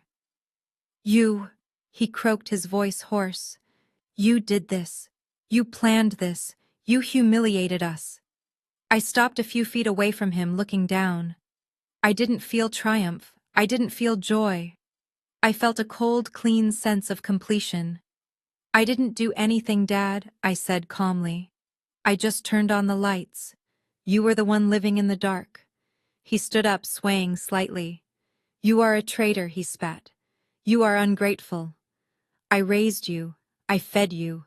And this is how you repay me, by destroying my reputation, by destroying your sister's happiness." My sister's happiness was a lie, I countered. She was marrying a criminal who was going to empty your accounts and leave her with nothing but debt and a fake ring. I saved her, and I saved you from federal prison, though you might still end up there for the identity theft. He flinched. "You wouldn't," he whispered. "You wouldn't turn your own father in." "I already did," I said. "The file is with the FBI. They know about the credit cards. They know about the loans. They know you used my social security number to fund your delusions. You stole my name, Dad. You stole my credit. You tried to steal my future. Did you really think I was going to let you get away with it?" He stared at me, his mouth opening and closing, grasping for words that wouldn't come. "And as for this house?" I continued, looking around at the sprawling estate that had been the symbol of his vanity. "You don't live here anymore." "What are you talking about?" he stammered. "This is my house. I built this." "You mortgaged it," I corrected him. 3 times. And then you defaulted. The bank foreclosed last week. You were just squatting here hoping Preston's fake oil money would save you before the sheriff arrived. I took a step closer, pulling a folded document from my pocket. "But the bank doesn't own it anymore either," I said. "I do." I tossed the deed onto his lap. He scrambled to pick it up, his hands shaking so hard the paper rattled. He read the lines, his eyes widening in disbelief. "Zora Davis, owner." "How?" he whispered. "How did you—" "You're a student. You're broke." I laughed. It was a dry, humorless sound. "I haven't been a student in 4 years, Dad. I graduated top of my class. I work for one of the biggest financial firms in New York. I make more in a bonus check than you owe in a year. I bought your debt. I bought your mortgage. I own every single brick of this lie you built." He looked up at me, and for the first time I saw fear. Genuine, abject fear. "So what happens now?" he asked, his voice trembling. I looked at him. I looked at the man who had called me a burden, the man who had thrown money at me like I was a beggar, the man who had tried to force me to kneel. Now I said, checking my watch. "You have exactly 1 hour. 1 hour for what he asked. To pack," I said. "You, Mom, and Bianca. Get your personal effects. Leave the furniture. Leave the art. Leave anything of value to cover the interest on the loans you stole in my name. You have 60 minutes to get off my property." But where will we go? He cried. We have nowhere. I shrugged. The same shrug he had given me when he threatened to cut off my tuition. I heard there's a nice shelter downtown, I said. Or maybe you can call an Uber. I hear they have good rates this time of day. I turned my back on him and walked away. Zora, he screamed after me. You can't do this. We're family. I didn't stop. I didn't look back. I walked to the edge of the terrace and signaled to my security team. Start the clock, I told the lead guard. 60 minutes. If they aren't out by then, throw them out. I walked into the house, my heels echoing in the empty hallway. I went to the kitchen, poured myself a glass of the expensive wine that had been meant for the toast, and walked out to the balcony. I watched as my parents ran frantically back and forth dragging suitcases to the curb. I watched as Bianca, still in her ruined corset, limped to the car crying. They looked small. They looked pathetic. And as the gate closed behind them, locking them out of the paradise they had stolen, I finally took a sip of the wine. It tasted like justice. Bianca sat amidst the ruins of her wedding like a petulant child who had dropped her ice cream cone. She wasn't helping our parents pack. She wasn't trying to salvage the gifts. She was picking at the torn lace of her dress, her face streaked with black mascara, muttering to herself. When she saw me watching her, the shock in her eyes hardened into a familiar, icy glare. She stood up, wincing as her bare feet pressed into the gravel, her high heels long discarded. She didn't look like a woman whose life had just imploded. She looked like a woman whose latte had been made with the wrong kind of milk. Zora, she snapped, her voice shrill and demanding. Look at this mess. You have completely destroyed the aesthetic. I hope you are happy. I stared at her. The delusion was breathtaking. She was standing in the wreckage of a fraudulent marriage, her groom was in handcuffs, and her parents were being evicted. Yet her primary concern was the aesthetic. I am not happy, Bianca, I said. I am tired. She stomped her foot, kicking a crushed rose. Well, you should be sorry. You caused a scene. You embarrassed Preston. You embarrassed me. And now look at me, I am a wreck. I need a facial. I need a massage. She walked over to me, holding out her hand, palm up. Give me your credit card, she demanded. I blinked. Excuse me. Your card, she repeated, snapping her fingers. The black one you used at the dress shop. I need to book a suite at the St. Regis. I am not staying here while Dad sorts out this banking error. And I need to go to the spa. This stress is going to give me wrinkles. You owe me, Zora. You ruined my wedding day. The least you can do is pay for my recovery week. She was serious. She truly believed that despite everything she had just seen, the mugshots, the foreclosure notice, the police, that the world still revolved around her comfort. She thought this was just a hiccup. A misunderstanding that Daddy would fix while she got a mud wrap. I laughed. It was a dark, rich sound that bubbled up from my chest. You think I owe you? I asked. Bianca, look around. There is no recovery week. There is no St. Regis. There is no Daddy to fix this. She rolled her eyes. Stop being dramatic. Dad said he would handle it. He just needs to make a few calls. Now give me the card. I need to call an Uber Black. My phone died and Preston has my charger. I stepped closer to her. The pity I felt was evaporating, replaced by the need to pop the final bubble of her reality. Preston doesn't have your charger, Bianca, I said softly. Preston has your car. She froze. What are you talking about? My Mercedes is in the garage. No, it isn't, I said. I checked the garage when I walked in. It is empty. And do you know why? Because last week when Preston told you he needed you to sign those insurance papers for the wedding venue, you didn't read them, did you? Bianca frowned, a flicker of doubt crossing her face. He said it was standard liability. It was a title transfer, I said. You signed your car over to him. He sold it 3 days ago to a private buyer in Florida for cash. He has been driving a rental all week. Her mouth fell open. No, he wouldn't. He bought me that car. Dad leased that car, I corrected her. And Preston stole it. Just like he stole the jewelry you thought was in the safe. Just like he tried to steal the deed to this house.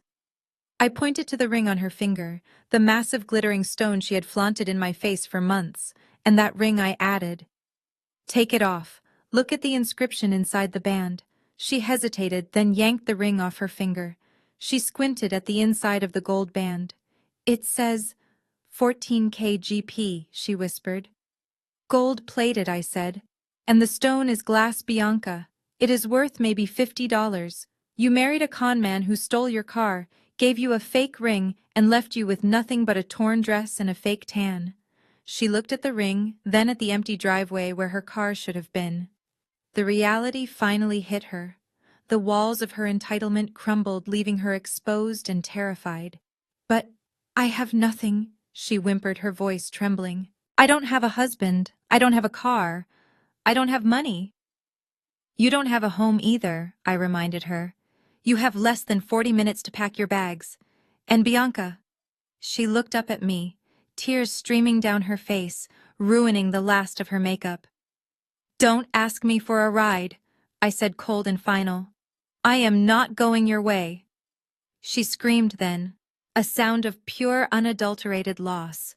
She threw the fake ring into the dirt and ran toward the house, wailing for a mother who could no longer save her. I watched her go. The golden child had finally tarnished. Bianca sat amidst the ruins of her wedding like a petulant child who had dropped her ice cream cone. She was not helping our parents pack. She was not trying to salvage the gifts. She was picking at the torn lace of her dress, her face streaked with black mascara, muttering to herself. When she saw me watching her, the shock in her eyes hardened into a familiar icy glare. She stood up, wincing as her bare feet pressed into the gravel, her high heels long discarded. She did not look like a woman whose life had just imploded. She looked like a woman whose latte had been made with the wrong kind of milk. Zora. She snapped, her voice shrill and demanding. Look at this mess. You have completely destroyed the aesthetic. I hope you are happy. I stared at her. The delusion was breathtaking. She was standing in the wreckage of a fraudulent marriage, her groom was in handcuffs, and her parents were being evicted, yet her primary concern was the aesthetic. I am not happy, Bianca, I said. I am tired. She stomped her foot, kicking a crushed rose. Well, you should be sorry. You caused a scene. You embarrassed Preston. You embarrassed me. And now look at me. I am a wreck. I need a facial. I need a massage. She walked over to me, holding out her hand, palm up. Give me your credit card, she demanded. I blinked. Excuse me. Your card, she repeated, snapping her fingers. The black one you used at the dress shop. I need to book a suite at the St. Regis. I am not staying here while Dad sorts out this banking error. And I need to go to the spa. This stress is going to give me wrinkles. You owe me, Zora. You ruined my wedding day. The least you can do is pay for my recovery week. She was serious. She truly believed that despite everything she had just seen, the mugshots, the foreclosure notice, the police, that the world still revolved around her comfort. She thought this was just a hiccup. A misunderstanding that Daddy would fix while she got a mud wrap. I laughed. It was a dark, rich sound that bubbled up from my chest. You think I owe you? I asked. Bianca, look around. There is no recovery week. There is no St. Regis. There is no Daddy to fix this. She rolled her eyes. Stop being dramatic. Dad said he would handle it. He just needs to make a few calls. Now give me the card. I need to call an Uber Black. My phone died and Preston has my charger. I stepped closer to her. The pity I felt was evaporating, replaced by the need to pop the final bubble of her reality. Preston does not have your charger, Bianca, I said softly. Preston has your car. She froze. What are you talking about? My Mercedes is in the garage. No, it is not, I said. I checked the garage when I walked in. It is empty. And do you know why? Because last week, when Preston told you he needed you to sign those insurance papers for the wedding venue, you did not read them, did you? Bianca frowned, a flicker of doubt crossing her face. He said it was standard liability. It was a title transfer, I said. You signed your car over to him. He sold it 3 days ago to a private buyer in Florida for cash. He has been driving a rental all week. Her mouth fell open. No, he would not. He bought me that car. Dad leased that car, I corrected her. And Preston stole it, just like he stole the jewelry you thought was in the safe. Just like he tried to steal the deed to this house. I pointed to the ring on her finger. The massive, glittering stone she had flaunted in my face for months. And that ring, I added. Take it off. Look at the inscription inside the band. She hesitated, then yanked the ring off her finger. She squinted at the inside of the gold band. It says 14 kgp, she whispered. Gold-plated, I said. And the stone is glass Bianca. It is worth maybe $50. You married a con man who stole your car, gave you a fake ring, and left you with nothing but a torn dress and a fake tan. She looked at the ring, then at the empty driveway where her car should have been. The reality finally hit her.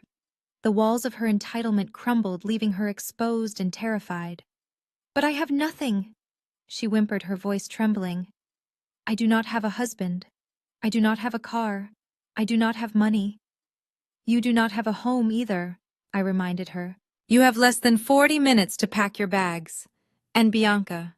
She looked up at me, tears streaming down her face, ruining the last of her makeup. Do not ask me for a ride, I said, cold and final. I am not going your way. She screamed then, a sound of pure, unadulterated loss. She threw the fake ring into the dirt and ran toward the house, wailing for a mother who could no longer save her. I watched her go. The golden child had finally tarnished. I checked the heavy Rolex on my wrist, a gift I had bought myself after closing my first major case. The gold gleamed in the harsh afternoon sun, a stark contrast to the dust and debris of the ruined wedding. I looked up at my family huddled together like survivors of a shipwreck, though they were the ones who had steered the boat into the rocks. You have 59 minutes left, I announced, my voice cutting through their collective shock. I suggest you start packing. Anything left inside after the hour mark becomes my property. And frankly, I plan to burn most of it. My mother, Patricia, looked at me with eyes that were swollen and red, her expensive mascara tracking dark lines down her face. She took a step toward me, her hands reaching out in a gesture that was meant to be pleading, but looked more like grasping. Zora, please, she wailed, her voice cracking. You cannot do this. We are your family. I gave birth to you. I raised you. I fed you when you were helpless. How can you throw your own mother out on the street? I stepped back, avoiding her touch as if she were contagious. The audacity of her words hung in the air, thick and suffocating. She was playing the motherhood card, the last desperate gambit of a woman who had never actually been a mother to me. You raised me. I repeated, my tone icy. Let us be clear about how you raised me, Mother. You raised me on leftovers. I ate the food Bianca did not want. I wore the clothes she threw away. I slept in the smallest room while you converted the guest suite into a walk-in closet for her pageants. I did the best I could, she screamed, stomping her foot like a petulant child. We gave you a roof over your head. You gave me a roof, so you could have a live-in servant, I countered. You made me clean this house while you played tennis. You made me cook dinner while you got manicures. You constantly told me I was ugly, that I was stupid, that I was a burden. You did not raise a daughter, Patricia. You raised a scapegoat. You raised a punching bag to make your golden child shine brighter. I took a step closer to her, my eyes locking onto hers. And then when I finally escaped, when I built a life for myself, you helped Dad steal my identity. You let him ruin my credit. You let him leverage my future to buy more things for yourself. That is not raising a child. That is parasitism. She recoiled as if I had slapped her. She looked at my father for support, but he was staring at the ground, a broken man who knew he had no cards left to play.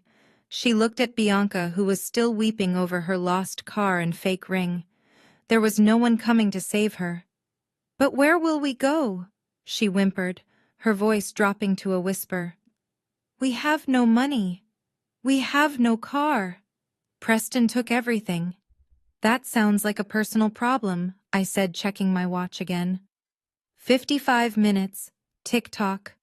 I pulled my phone out of my pocket and opened the smart home app connected to the estate's security system. I held the screen up so they could see it. The interface showed the status of every door and window in the mansion. "See this?" I asked. "This is the master control for the locks. Right now the code is your anniversary. Cute, but not very secure." My fingers flew across the screen. I tapped the reset button. "I am changing the master code right now," I said, my voice devoid of emotion. "Once I hit save, the old codes will be wiped. The biometric data will be erased. The garage clickers will stop working. If you are not outside when the system reboots, the alarms will trigger, and the police who are currently arresting your son-in-law in the driveway will come back to arrest you for trespassing." I pressed the button. The app swirled for a second, then flashed a green checkmark. "System updated." "Done," I said, putting the phone away. "The house is now sealed to unauthorized personnel. That includes you." My father finally looked up. His face was gray. "You are enjoying this," he spat. "You are enjoying watching us suffer." "I am enjoying justice, Dad," I replied. "There is a difference. Now move. Or do I need to have my security team escort you to your rooms to pack?" They did not need telling twice. The reality of the situation finally pierced through their delusion. My father scrambled toward the house, running with a limp from his earlier fall. My mother followed him, hiking up her expensive dress, wailing as she ran. Bianca stood up, wiped her face with the back of her hand, and glared at me with pure hatred before hobbling after them on her bare feet. I stood in the driveway watching them run. They looked like rats fleeing a sinking ship. For the first time in my life, I was not the one scrambling. I was not the one begging. I was the one holding the keys. I turned to the head of my security team, a large man named Marcus, who had been watching the scene with a stoic expression. "Make sure they only take clothing and personal toiletries," I instructed him. "Check their bags. If they try to take the silver, the art, or even a single electronic device that is not a phone, confiscate it. It all belongs to the bank now. And I am the bank." "Understood, Ms. Davis," Marcus said with a nod. I walked over to a garden bench and sat down. I smoothed the skirt of my brown dress. It was ugly, yes. It was scratchy. But sitting there watching the people who had tormented me for 26 years frantically shove their lives into suitcases, it felt like the most beautiful gown in the world. I had 45 minutes until I was finally truly alone. I decided to wait. I watched from the balcony as the final act played out below. My parents and Bianca stood huddled outside the wrought iron gates, their expensive luggage piled haphazardly on the pavement. They looked like refugees from a country club disaster. My mother was frantically tapping on her phone, presumably trying to summon a ride that didn't cost a fortune. My father was pacing, yelling into his phone, likely trying to reach a lawyer who wouldn't take his calls anymore. Bianca sat on her suitcase, still barefoot, wrapping her arms around herself as the evening chill set in. A battered sedan pulled up to the curb. It was an Uber X, the cheapest option available. The driver popped the trunk, and my father began shoving their Louis Vuitton bags inside, with a lack of dignity that was painful to watch. They argued over seating arrangements, my mother complaining about the cramped space, Bianca whining about her feet. For a moment, I felt a phantom twinge of pity, the ghost of the daughter who used to crave their approval. But then I remembered the burned hoodie. I remembered the stolen credit. I remembered the years of being told I was nothing. The pity evaporated, leaving only a cool, clear sense of relief. I raised the crystal glass to my lips, savoring the rich, oaky taste of the vintage Cabernet I had opened. It was a bottle from my father's cellar, one he had been saving for a special occasion. I figured this was special enough. I watched the taillights of the Uber fade into the distance, carrying away the toxicity that had poisoned my life for 26 years. They were gone. The house was silent. The only sound was the wind rustling through the trees and the distant wail of a siren, perhaps escorting Preston to his new accommodations. I turned back to the empty house. It was a beautiful structure, grand and imposing, but it felt hollow. It smelled of their perfume, of their lies, of their desperate need to be seen as something they weren't. I didn't want it. I didn't want to live in a monument to their failure. I pulled out my phone and dialed a number. "Hello, this is Elizabeth from Premier Estates. How can I help you?" "Elizabeth, it is Zora Davis. Ms. Davis, congratulations on the acquisition. We saw the filing this morning. Are you planning to move in?" "No," I said, walking through the French doors into the master bedroom. "I want to list it. Immediately. List it." Elizabeth paused, surprised. "But you just acquired it. The market is—" "I don't care about the market," I interrupted. "I want it sold. As is. Furniture, art, everything. I don't want to keep a single teaspoon. Sell it to the highest bidder. Sell it to a developer who wants to tear it down. I don't care.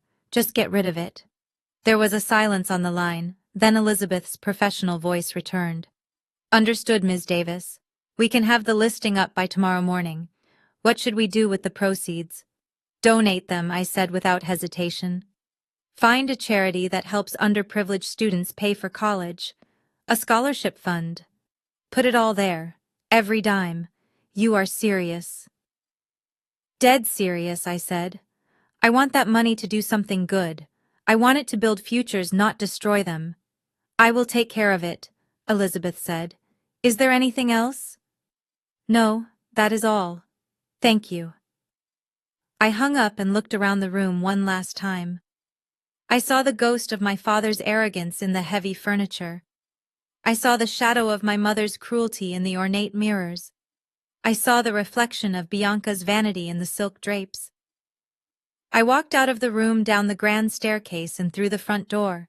My security team was awaiting by my car, a sleek black sedan that I had paid for with my own money. "We are ready when you are, Ms. Davis," Marcus said, opening the door for me.